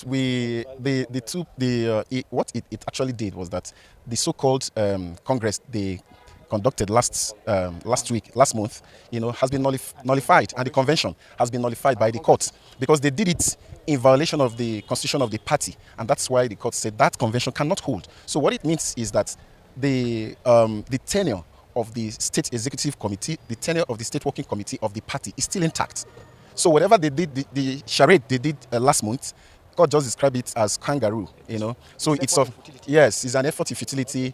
And so they are not for Bala and they are not for David Mark. They are for the interest of the party, which the court has just upheld today. Welga, the chairman of the chairmen of ADC African Democratic Congress. For the state chairman or which one now? For the state chairman. Okay, you are representing which zone? I'm representing of all the chairmen. Okay, of ADC, both in Nigeria and diaspora. The case came just because we told them that the way they instituted the case is not, the way they instituted the Congress is not in order. There is a constitution of ADC, and that constitution, they did not follow the constitution before they start the Congress. And we had tried to advise them to stop it. Personally, I went to David Mark, talked to him, I talked to the other leaders. This is not how we're supposed to do it. But they continue, they go ahead. Even in their kangaroo, according to the way court pronounce it, of their dias or their confession, have been null and void. So I told them that now they ask us to go back. We, chairman, we are the one that have right to do Congress. The Congresses from the state is duty of chairmen. So after that chairman's one, then we are the one now to do it now, according to the court pronouncement this morning. I am the Abia State Chairman of the African Democratic Congress and also the interim public secretary of the party. Now we came to court because our social responsibility as ADC State Chairman and State Executive Committee and State Working Committee, we are usurped by strangers who are not even the members of this political party. According to the ADC Constitution, it is the duty of the State Working Committee, led by a state chairman, to conduct, congresses in the state, and also local government congresses and local world congresses. But what we heard was that what we saw was that the David Mark-led National Working Committee, without having a proper neck meeting with the executives, went and gave our Congress materials to their proxies who came to conduct congresses, even when our tenures are still running. So we went to court to challenge that illegality, and today the court declares the authentic chairman of the ADC, at the same time nullify all the congresses and convention done by them, declare it, call it a kangaroo, Congress. And the implication is that we will remain chairman of the ADC, conduct primary congresses in our state, and as well as conduct national convention and even primary election. So what this victory means to us is that it has erased that propaganda that the decision of the appeal court and that of the INEC, left ADC with leadership vacuum.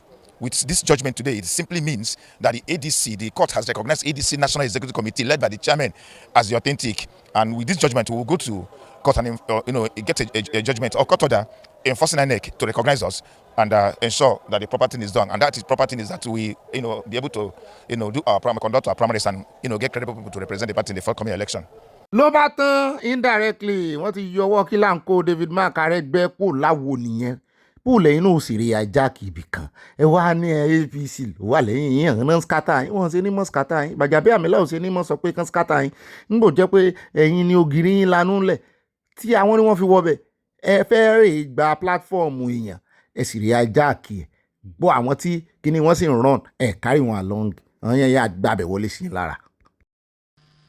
Today, a federal high court in Maitama, Abuja, nullified the kangaroo congresses and convention conducted by the David Mark-led group.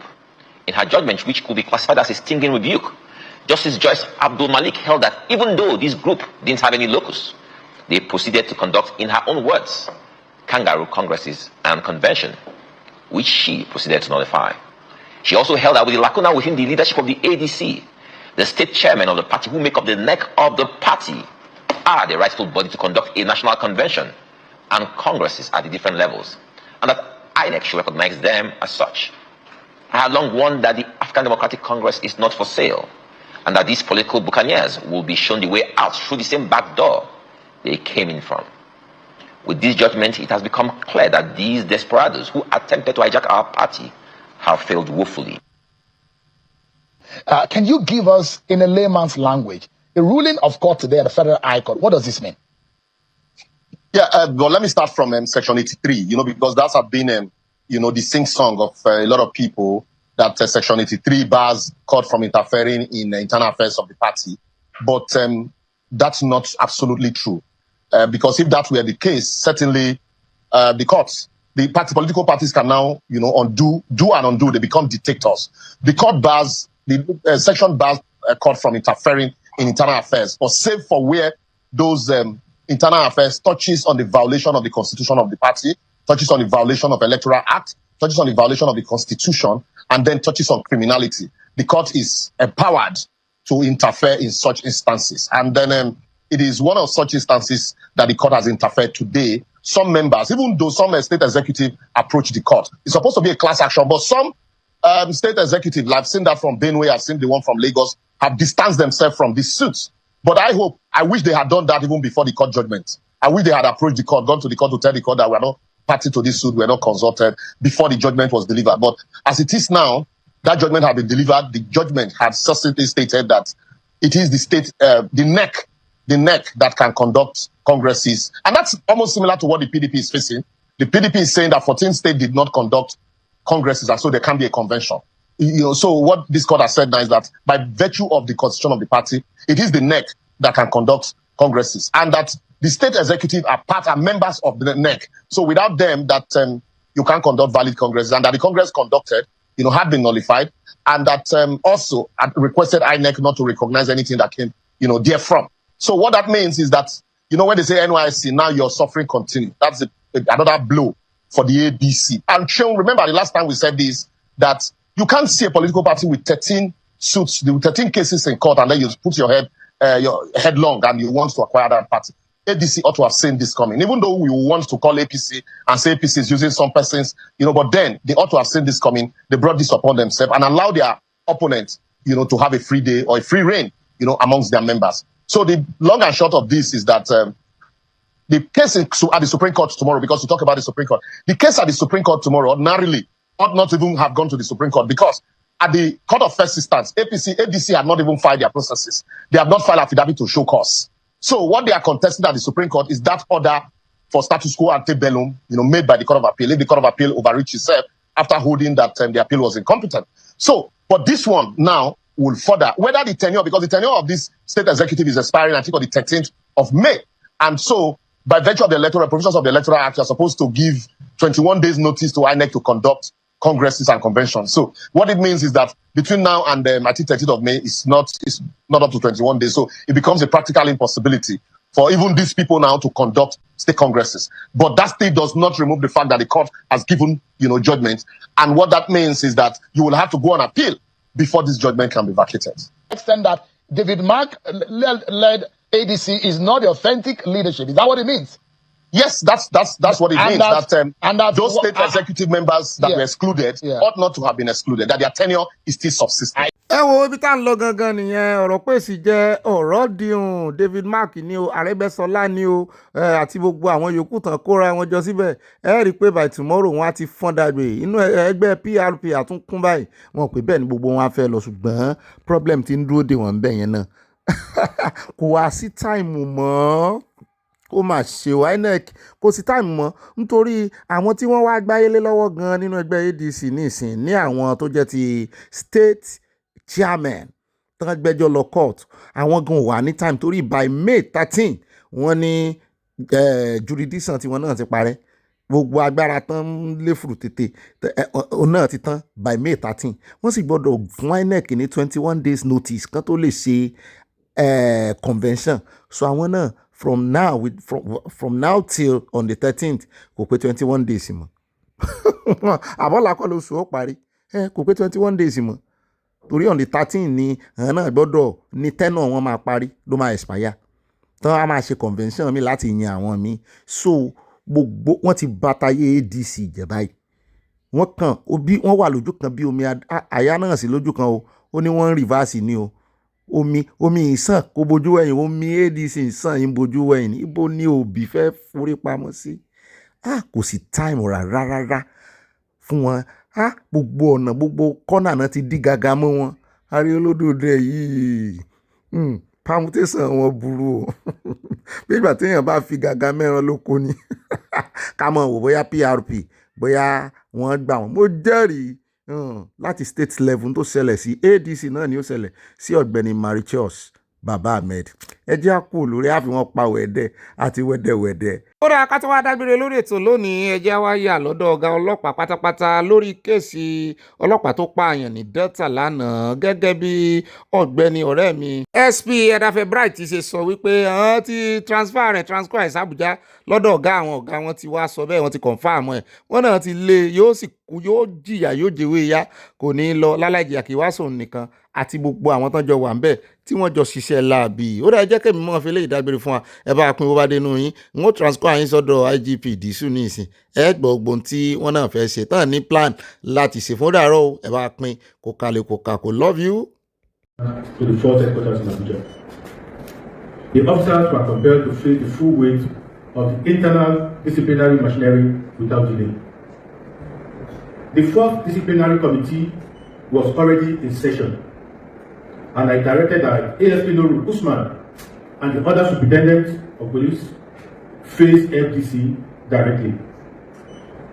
At the same time, the three inspectors involved were tried by Ogbeni trial tribunal. Findings and recommendations. The investigation confirmed without any ambiguity that ASP Nuru Usman acted in gross violation of Force Order 237, which governs the use of firearms in Nigerian police and established standard operating procedures of Nigerian police. No level of criminal suspicion against a citizen justifies extrajudicial killing. Our duty is to protect lives, not to extinguish it. The following recommendations have been made. Dismissal from service. The FDC and Ogbeni trial have all recommended immediate dismissal of ASP Nuru Usman and the other officers involved in this matter. Criminal prosecution. Upon dismissal, all officers will be handed over to the appropriate judicial authorities to face criminal charges for unlawful homicide. Police Service Commission ratification.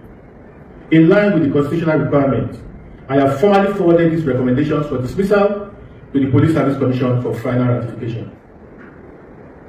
Let me state for records, the actions of these officers do not reflect the value, training, or standard of the Nigerian Police Force.